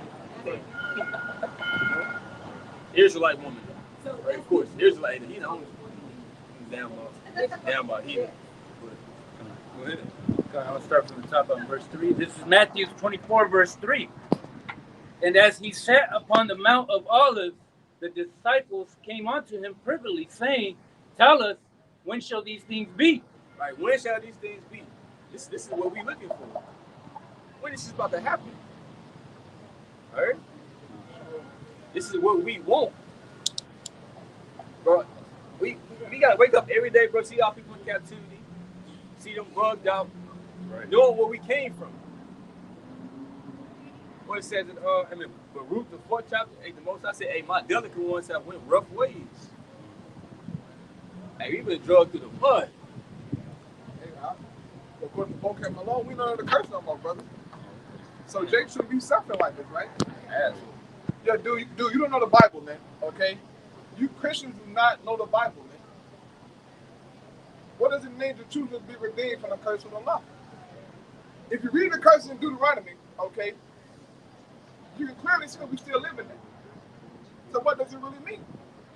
Now, eventually, Yahweh shall redeem us from all the curses of the law. But what was it really about, man? You don't know the Bible, okay? And look, I wouldn't tell you the answer, but nigga, fuck you. Right. It said the curse is going to be upon the Israelites basically forever until we get redeemed. Right. Bro, you look, man. This is why you brothers, man, look. Brothers do response videos to guys like they gotta watch some videos and take some good notes. Answers, okay? Because certain brothers might not know how to break that down. Okay? But it's good to get that information so that you can have it on deck for when, a Christian like pop up and ask those questions that Vocab Malone have in his book. And you're able to go through the scriptures and probably break it down, man. But Vocab is a lightweight, okay? But I commend him because he continuously push out the Hebrew Israelites. Right. He's doing us a favor, but see, he don't know that. He think he actually tearing us down. Right. He's a damn fool. You're promoting us, giving us a new avenue to spread the gospel. That's all you're doing, nigga. Iggy, go ahead, brother. Right. Can't do nothing against the truth before the truth. That's it. Free publicity. It says, Tell us, when shall these things be, and what shall be the sign of thine coming, and of the end of the world? Right. So they wanted to know when the end was going to come. So you ain't in the same mindset. I don't know what you're doing. All right. Nothing more important than us getting the fuck out of here. Right. Verse 4, it says, And Yahushua answered and said unto them, Take heed that no man deceive you, for many shall come in my name, saying, I am Mashiach, and shall deceive many. Right. So you're gonna have people that are gonna be self-proclaimed prophets, saying that the Lord is dealing with them. The Lord set them up, but a lot of people are gonna be deceived into the teachings that they believe, whether they are Israelite teachers, whether they are in the church, right? No pastors. People are gonna be misled and misguided, and that's gonna cost them their salvation. Right? But you're not gonna be able to deceive the elect. Y'all not gonna go into that. It says, And ye shall hear of wars and of rumors of wars. See that ye be not troubled, for all these things must come to pass, but the end is not yet. So you're going to hear of wars. We constantly been hearing about that. Right? Every little thing that's happening in the planet Earth is gearing and moving towards that end result. Right? Of war taking place. The Most High said he was going to gather everybody to the land of Jehoshaphat, right? The the valley of decision, Yahweh's judgment. All right, that's what it means. Over there in the Levant, the whole Persian Gulf area, right? You see, the Lord is going to do that. All you gotta do is watch the signs. Watch what's going on. That's how the Lord talked to us. Right? He's showing us that we close and that we near. Right. Go ahead. You want the Lord to come to you directly. Say, hey, I'm almost here. Right. No, you don't do that for me. Get a text from Yahweh. Yeah, let me text you. Incoming call. Yahweh. You asshole. For nation shall rise against nation, and kingdom against kingdom. Hey, Jake waiting on the phone call from Yahweh, bro. Who said that? Jake waiting on the phone call from Yahweh to tell him that he coming back. No, sir. You get a phone call from the prophet right now. Right. But you're not listening. Oh, real quick. Look. Hold up, brother. Hold up. I ain't got my iPad, but maybe my tablet. But I got my phone today. What did Proverbs 1 and verse 23. Proverbs 1 and 23. Turn you at my reproof. Behold, I will pour out my spirit unto you. I will make known my words unto you. Because I have called and ye refuse, I have stretched out my hand and no man regarded. Go ahead, brother. Done. So the Most High, he said he called out unto you. Right. How that's happening? He calling now. Right. Hey, he calling you. Hey, what people doing? You know, when you get a phone call, you don't really want to talk to them about it. Right. Press in, put it on silent. Right. I talk to them about it. Right, you turn it around. Right. Send a message. Can I call you later? Just putting off the Lord. Right. That's what Jake do. They like, shit, man, I ain't got time right now. But later on down the line, maybe I'm gonna get into it. Like you just got fucking forever to be there. Right. Exactly. That's why I said the Lord gonna come at the deep in the night. How shots gonna pull up on your ass, and then what? Like we had brought up the other from the movie, right? ATL when Big Boy, got his name in the movie, he pulled up on T.I. little brother, right? Spit out his milk, right? Boy. Right. And then it's gonna be over with. Right. What you gonna do? Yeah. And that day,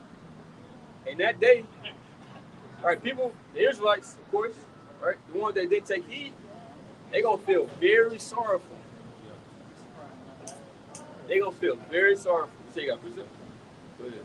It's Isaiah 55 and 6. Seek ye the Lord, Yahweh, by Hashem Yahushai, while he may be found. Call ye upon him while he is near. And that's right now. The prophet Isaiah is speaking to you. He's near to you now. You need to repent before that grace period is over with. Right. Yeah, man. And, I'm speaking on calling on the Lord. You niggas, all right, when all hell breaks loose, you try to call on the Lord. Yeah. But just like a New Edition song said, something wrong with my line. I try to dial, I get a click every time. That's how I go feel in the spirit for you niggas, man. When I dial 611, pay a service, yeah. Ain't nobody gonna pick up. Right. You gonna feel it in your spirit, man. That damn, I'm destitute. I should listen to them brothers that were trying to tell me. They were out there consistently. Right. Like every week they out there, bro. Consistently. Constantly spreading the word. I didn't listen to them. That's how they was during the time of North. They saw Noah out there, bro. They both got their attention for them to see him. Right. So they knew what was going on.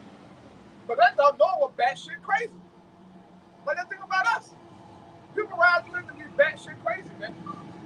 But they don't know that we preaching everlasting life. Jake don't know that, man. We're preaching the saving of our people's souls. That is exactly the word, man. But Jake don't want to hear that. Jake want to go and party and bullshit and party and bullshit, man. Instead of repenting and coming back to your living God, Yahweh, through his son Yahweh, man. So when the Most High God opened up, right, Isaiah 47 verse 11, when he opened up on Babylon, it's going to be unannounced to you niggas that ain't watching, man. We're watching, bro. But you're not watching, man. So when the Heavenly Father opened up, right, of Revelation chapter 6, verse 8, it's gonna get real, man. When death and hell get let loose in this place, it's gonna get real, man. And look, we praying that, to find grace like Noah, man. Lord willing, bro. Go ahead, Doc. Like you said, hey, when Noah's out there prophesying, they seen that boat. They ain't never seen nothing big like that. Right. So you gotta be like, damn, this man is good. Put this all together. Right. You know, something gotta happen, right? And you see the Israelites everywhere in your face, telling you what's about to happen. You ain't never seen nothing like this. All right, so you just stop and consider, like, damn, they might be telling the truth. Something. We going to the scriptures. Proving, what we saying. What the Lord gave us to say. All right, lining everything up with history, how we got over here, why we in this condition. And damn, bro, we giving out all the answers. Right. But hey, how should I say, hey, everybody not even gonna be able to get it. He said, for it's given unto you, to understand basically the mysteries of the kingdom of heaven. It ain't gonna be given to everybody else. All right. It's back at Matthew 24, verse 7. It says, for nation shall rise against nation, and kingdom against kingdom, and there shall be famines, and pestilence, and earthquakes in diverse places. Right? It's gonna be so much division, bro. Like you spoke on the wars. You're gonna have people over here in America going at it. Right? You see? You're gonna have people over here going there. Hey, it's gonna be so much chaos and death, going on. All right. And what's the last part? It says famines, and pestilence, and earthquakes in diverse places. So it's gonna be famines, an actual famine, and this is gonna be all over America. You're gonna have 300 million plus people suffering.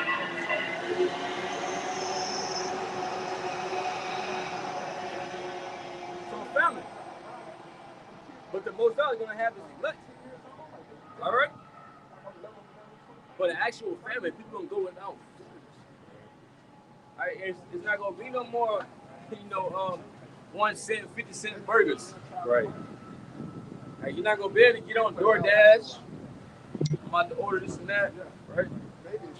People eat way too fucking much. Yes. Yes, they do. So it's like when shit hit the fan like that's a famine. Hey, one day go by, bro. Hey, motherfuckers gonna lose their mind. Especially Eve, that way too fucking much. Dang, you give too much time. She got. Hey, when you weigh that much, it takes a lot, to get you full. You got a certain calorie amount that you need to take in daily. That keeps you that weight. Right. Because if not, that's what they call, if you don't eat, you're in a calorie deficit. And that's when you basically losing weight, right? Kind of like intermittent fasting, this and that. Eve is not finna intermittent fasting, no. So what you think gonna happen? Bro, it's gonna be a lot of people out here, bro, going fucking crazy. They gonna, bro, whatever, they gonna be gonna eat whatever. Cause it happened before. Right. Read the curses of Deuteronomy 28, back in Rome, 70 AD, during that whole period, 66 to 73, right? Bro, they were eating milks and shit, eating their own kids. It's gonna get bad, right? And some of the people you may see might be some of your family members, but you're gonna have to stomach that shit. It ain't gonna be easy though. Now, if we were dealing from the curse of the law, why 70 AD happened? Because 70 AD is in Deuteronomy chapter 28. If you didn't know, they ate their kids. As the brother said, nigga, I got the Josephus in my bag, go into it. But I don't want to go into it, the brother going in. But this is real, man, okay? And I got a precept for you too, I was going to say, just imagine coming to the thought of even having to eat your own child. Like, think about the mind state that people have to be in. Like, damn, And looking at their kid, especially they love their kid, they're like, damn, man, I gotta do this. You gotta, brother. Right, this is Lamentation, chapter 4 now. This is Jeremiah the prophet, man. He's lamenting about what he saw back in ancient Israel when the Babylonians invaded and, sacked Jerusalem, man. Okay, right along with Esau's help. This is Lamentation chapter 4, starting at verse 9 in the NLT Bible. It says, those killed by the sword are better off than those who die of hunger. Starving, they waste away for lack of food from the fields. Okay? From lack of food from the fields, man. And as the scriptures say, we're all served by the field. So when there's no food coming in from the fields, man, then guess what? It's going to be a famine. Those trucks ain't running anymore. HEB not, pulled up to the max. Got everything that you want. Inventory empty. It's gonna be real, man. So the scripture said that it's better to die, all right, by the sword, man. Okay, by them coming and put a bullet in your way, right? Then you just waste away, okay, for 3 weeks. No food, a painful death. It says, verse 10, tender-hearted women have cooked their own children. They have eaten them to survive the siege. Now keep in mind, it said tender-hearted women. These are women who really care for their children, who love their children, man.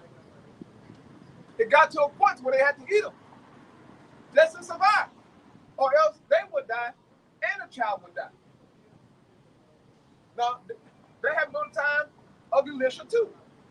So you see how those curses in Deuteronomy play in different captivity, man. Different curses hit at different times. We're, suffering certain curses in Deuteronomy, man. This is how we can identify who we are by what's written, man. It's not that hard to get, okay? So, as the brother going into, man, that family gonna be real, okay? Ain't gonna be the most, 5-cent burgers like that. Right. That's why they say, yeah, ain't gonna be 1 cent burgers. Let's say that if the famine start and it ain't just, let's say all the fast food places just shut down and all that, but you still got food in the grocery store. You can go. People still gonna go crazy off of that shit. And them little Whataburger, them little McDonald's. Exactly. Little Caesar's Pizza. I'm gonna go crazy Whataburger shit now. I'm gonna go You see? What's going on? Motherfuckers gonna be out here riding with their signs. Open up Whataburgers, right? Open it up. All right. But that's like we're talking about people eating their kids. It's like, all right, you hungry, you eat your child. And what happens when you hungry again? You already ate your son or your daughter. All right. Now you hungry again. Now what you gonna do? So now you still finna die, but then you already, suffering from the regret of having to eat your kid. That's a painful way to go out. See? Instead of it's like, bro, I don't know how people can do that to their kids, bro. Like, I'll have to go for them, bro. Something happened to me, I gotta do something for myself, do something for them. Right. Verse 8, it says, all these are the beginning of sorrow. Yeah, you can really go to Revelation 6, bro.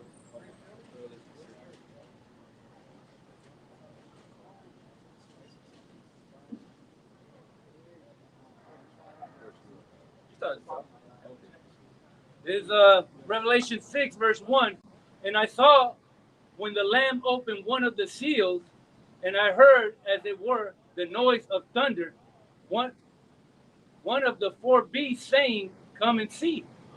And I saw, and behold, a white horse, and he that sat on him had a bow, and a crown was given unto him, and he went forth conquering and to conquer. Right, so this is the Lamb. This is Yahushua.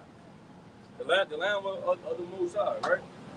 It said that he had a crown on his head with a bow going around conquering. That's Yahushua, bro. Right? The son of David. He coming to put niggas down. Read about the concept what David was doing. David was killing niggas left and right. All right. Remember how the mighty men was getting down. Yeah, how should I come back to conquer? That's such a powerful word. To be conquered. Right. This is what our Lord coming to do.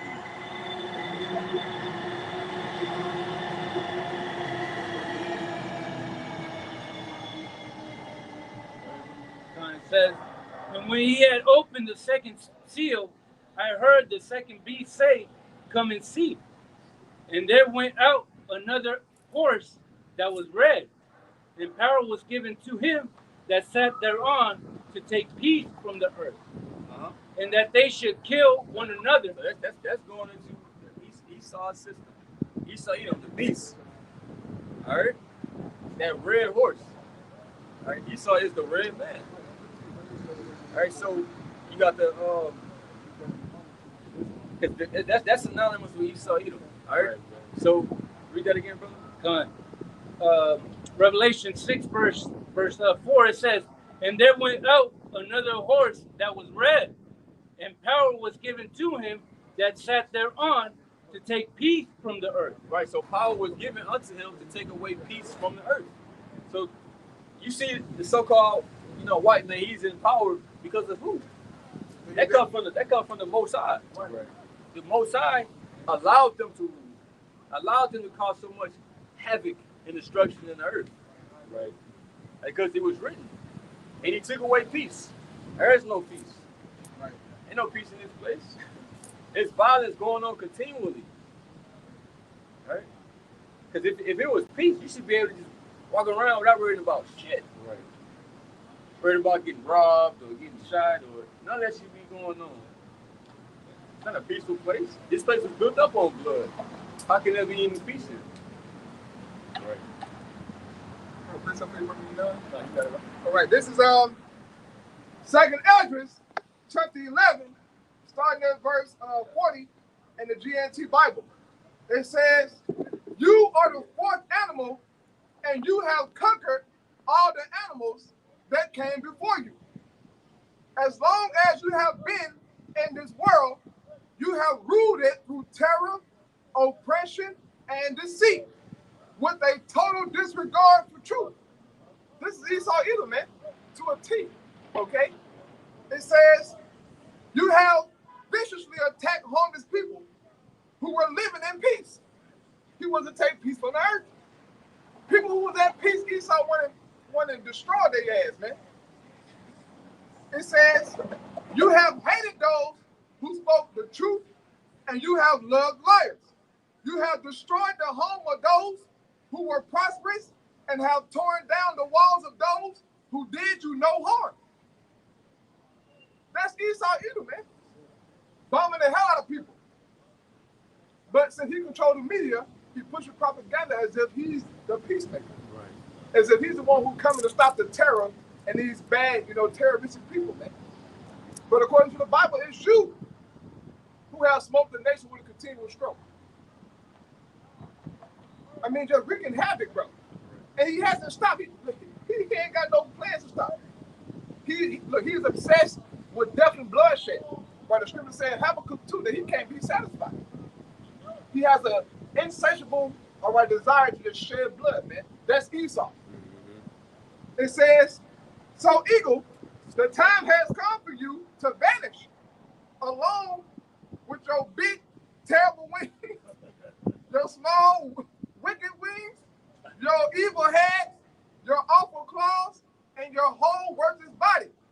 It says, "The entire world will be set free from your violence and renewed as it sets its hope on the judgment and mercy of Yahweh who created it." So once Esau's put down, man, as it says in Isaiah chapter 14, as it says in Ezekiel chapter 35, right, it will be rest in the earth, man. It will be quietness for us to finally be at peace, man. Should not just us, the animals, the trees, everything, man. Okay, the marine life. Everything catches hell because of Esau, man. He's a crazy individual. I mean, like he's a real clinical psychopath. Sick. That's his nature, though. So that red horse, okay, we just read it. Don't just read it, okay, red horse take away peace. No, get into the precepts, man. This motherfucker is wild. But that's his blessing to do that, okay? Go ahead, brother. Stop you. You got it, brother. I'll read it from the top. It says, Revelation 6, verse 4, and there went out another horse that was red, and power was given to him that sat thereon to take peace from the earth, and that they should kill one another, and there was given unto him a great sword. So it spoke about the power given unto him. It's also speaking about a great sword given unto him. So letting you know who it is, because it goes back to the blessing of Esau that Isaac gave him, the blessing of that sword. They said a great sword. And he been ruling with it. He been using that motherfucker. Right? That's how he able to get over on everybody as he was doing. And taking what he can. Because then, man, he was operating in his blessing. But now, hey, it's coming to a point to where, hey, you finna have some competition. When you have all your allies come up against you and Russia and them, right? What you gonna do? That sword not gonna be able to save you out of what's coming. Right? Then the missiles being dropped on you.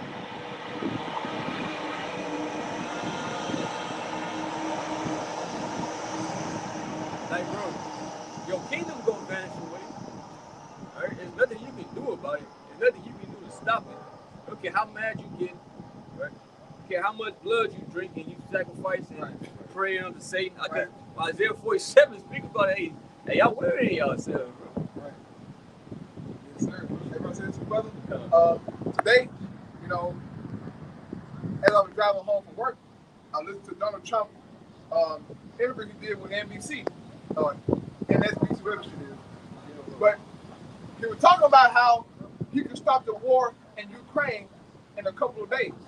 How he could get Putin and Zelensky in the room, make a deal and bring peace, so-called.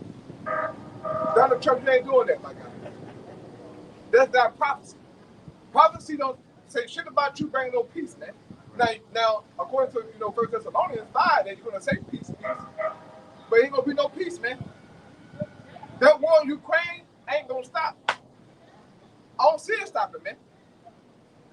I see Putin doing what he do until Babylon or NATO try to make Ukraine actual member. Then World War III gonna start. But certain things gotta happen, man. Okay, but Donald Trump, he's not gonna save America, man. Okay, and you either myself banking on Trump to get in office, bro. Also watching Glenn Beck this morning. He was crying. Ooh, America. Nigga, shut your ass up. It's over with, bro. You either myself feeling it and we see it in your face, man. We seeing it. Okay? You're stressed out, you're on opioids heavy now. Well, you've been on opioids heavy. But it has, one of a couple percentages. Right, the borders are open, you're losing your minds. All these terrorists, these are criminals, these are drug dealers. You the damn drug dealer, you the terrorist, man. Don't get scared now, nigga. You scared Esau? Come on, man. You big bad white boy. But you're scared of the fucking immigrants, right? Stop it, man. Go ahead, go ahead. A lot of these immigrants, they man first in right. They get mad at other people trying to come over here to a land, right? But hey, you done took over the land. You got a land that don't belong to you. All right? You a true fucking immigrant. Yes, sir. The biggest state in the fucking planet Earth.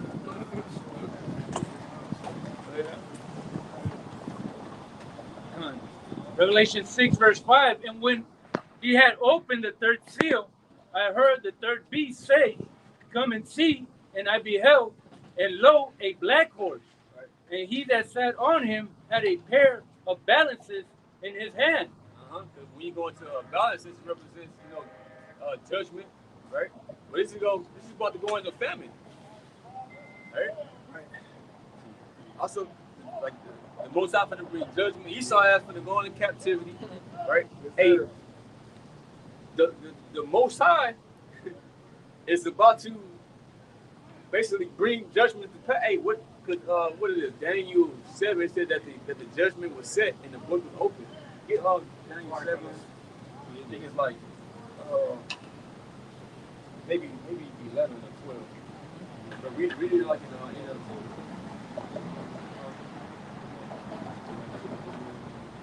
This is Daniel 7 and 11. I continue to watch.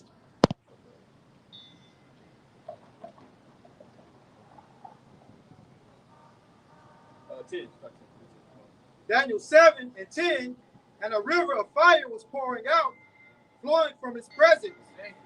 Millions of angels ministered to him. Many millions stood to attend him. Then the court began its session, and the books were opened. So it said the court began its session, and the books were open. So Esau is in court right now. And the judgment is about to come to pass. We telling you what's going to happen to you. Right, we telling you. It's no, ifs and buts about it. You're not getting off. Hey, it said the Most High said he will not at all acquit the wicked. So we let you know this is the judgment, and the Most High about to issue it out. You continue on that. Come, verse. Slaughter, brother. Daniel saw the Most High come down in a chariot, man. Right. But that's cold, bro. He saw it, bro. He saw the Most High sitting on the throne with an afro. Hey, Oh, it fell out. bro. He did. You read the last couple of verses. He said that that his mind, was fucking with him. He was like, I ain't said anything like weeks, I believe. Yeah, bro, that's cold, bro. He saw the angels, bro. And he saw Yahweh Shai come to the Most High, get his glory and everything, bro. Man.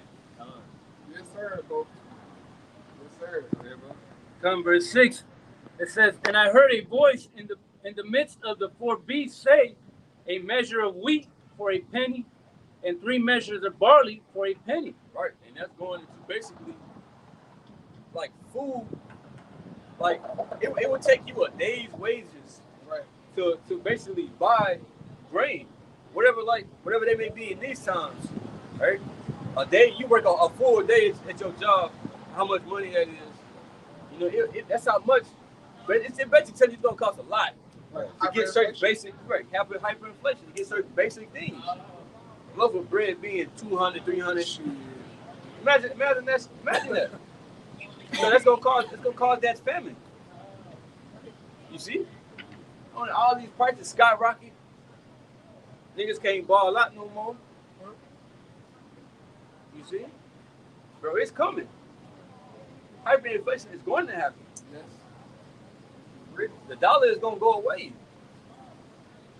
Right? They constantly print money. They not taking breaks on this shit. That's the plan. Right. They trying to purposely crash this shit so they can restart the system. Yep. All right. And so they can be on top of this and that. All right, but the Most High, he's not gonna let them, get as far as to have his plan fully accomplished. All right. Yeah. And 3 measures of barley for a penny, and see thou hurt not the oil and the wine. Right, see thou hurt not the oil and the wine. So this truth is gonna come out no matter what. He saw nobody was gonna be able to do nothing against it. What Yahweh Shai told Peter said that basically he was setting them up over the church, and that the gates of hell shall not prevail against it. Right? Esau wasn't gonna be able to do shit.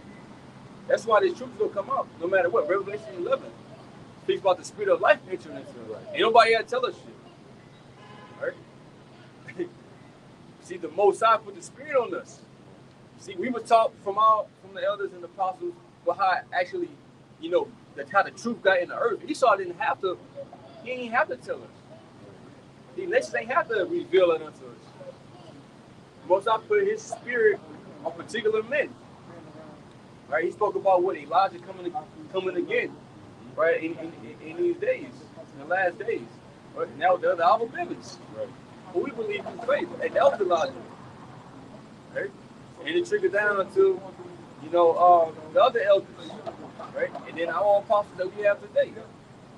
So it was nothing that they can do to keep this from happening. Even the Psalms 83rd chapter speaks about how they all came together and tried to keep the remembrance of Israel out of the earth. But they failed miserably. All right? Even with us, before we came into the truth, as we were getting closer to this knowledge, there was something moving within us. That wasn't of us. It was the spirit that was driving us forward to seek out answers and ultimately come to Yahweh Bashim Yahushua. But like the brother was saying, it was the spirit, man. Because it says, and when he had opened the fourth seal, I heard the voice of the fourth beast say, "Come and see." And I looked, and behold, a pale horse, and his name that sat on him was Death, and hell followed him. So it's gonna be a lot of death going on in this place, bro. A lot of bloodshed. The most gonna put a lot of people to death, and that's gonna happen in many ways. And it's funny because it's a pale horse. When you die, you fucking get pale. All right, but the Most High is gonna bring a lot of fucking death. The Most High, bro. The Most High is not playing. If he gonna top what he did in Egypt, it said that the blood shall go into the horse's bridle. And you see the horse's bridle, bro. Hey, I mean, it's basically saying it's a lot of blood is gonna be shed, man. And Yahushua ain't coming to play with no fucking body. Isaiah 63, right? Isaiah 63 about him, bro, treating the people like they grapes in the wine press. And he said he's gonna stop. And he just basically giving a metaphor of what's gonna happen here. But that's scary. Right? This is the Messiah talking about, hey, yeah, shit. He's talking about getting blood on my garment, even though that was, spirit. He ain't really gonna get on them, but it just represents that death that was gonna happen. Great fucking death. He said he shall fill the places with bodies. Right? The Lord said the slain the slain of the Lord shall be many. Right. From one end of the earth to the other end of the earth. Right? So brother ain't got nothing else. Yeah. I want to say this. And those dead bodies will be eaten up by the birds, man. This is Revelation chapter 19 and Ezekiel 38 talking about how the birds will have a feast on dead bodies, man. Those different, soldiers and people, they're going to get a chance to feast, man. They might have a good dinner. Go ahead, Rob. You finish up, I'll do it for you. And hell followed with him, and power was given unto them over the fourth part of the earth. The fourth part of the earth is America. Right? Just put it in Google. Right? They'll tell you about all the different parts. And America represents the fourth. Right, you got Asia, Europe, and Africa, the Greek parts. Mm-hmm. Okay, they were known and discovered at that time. But America was the fourth part. Of the research of them calling this a new world, so to speak, because when it happened by man to Esau. Right. It says to kill with the sword and with hunger and with death and with the beasts of the earth. So the Most High is gonna fucking let loose. When he said death in hell, right? You know what hell represents the grave, but bro, the Most High is gonna fucking let loose on this place, bro. And it's gonna be fucking scary. If you don't, we gonna be terrified, but much more the people who don't know Yahweh Bashim Yahushua. We gonna be seeing people get like, damn, you gonna be seeing something you ain't never seen in your fucking lifetime, right? Ever. All right, so hey, do all you can, man, to escape all this shit that's coming, bro.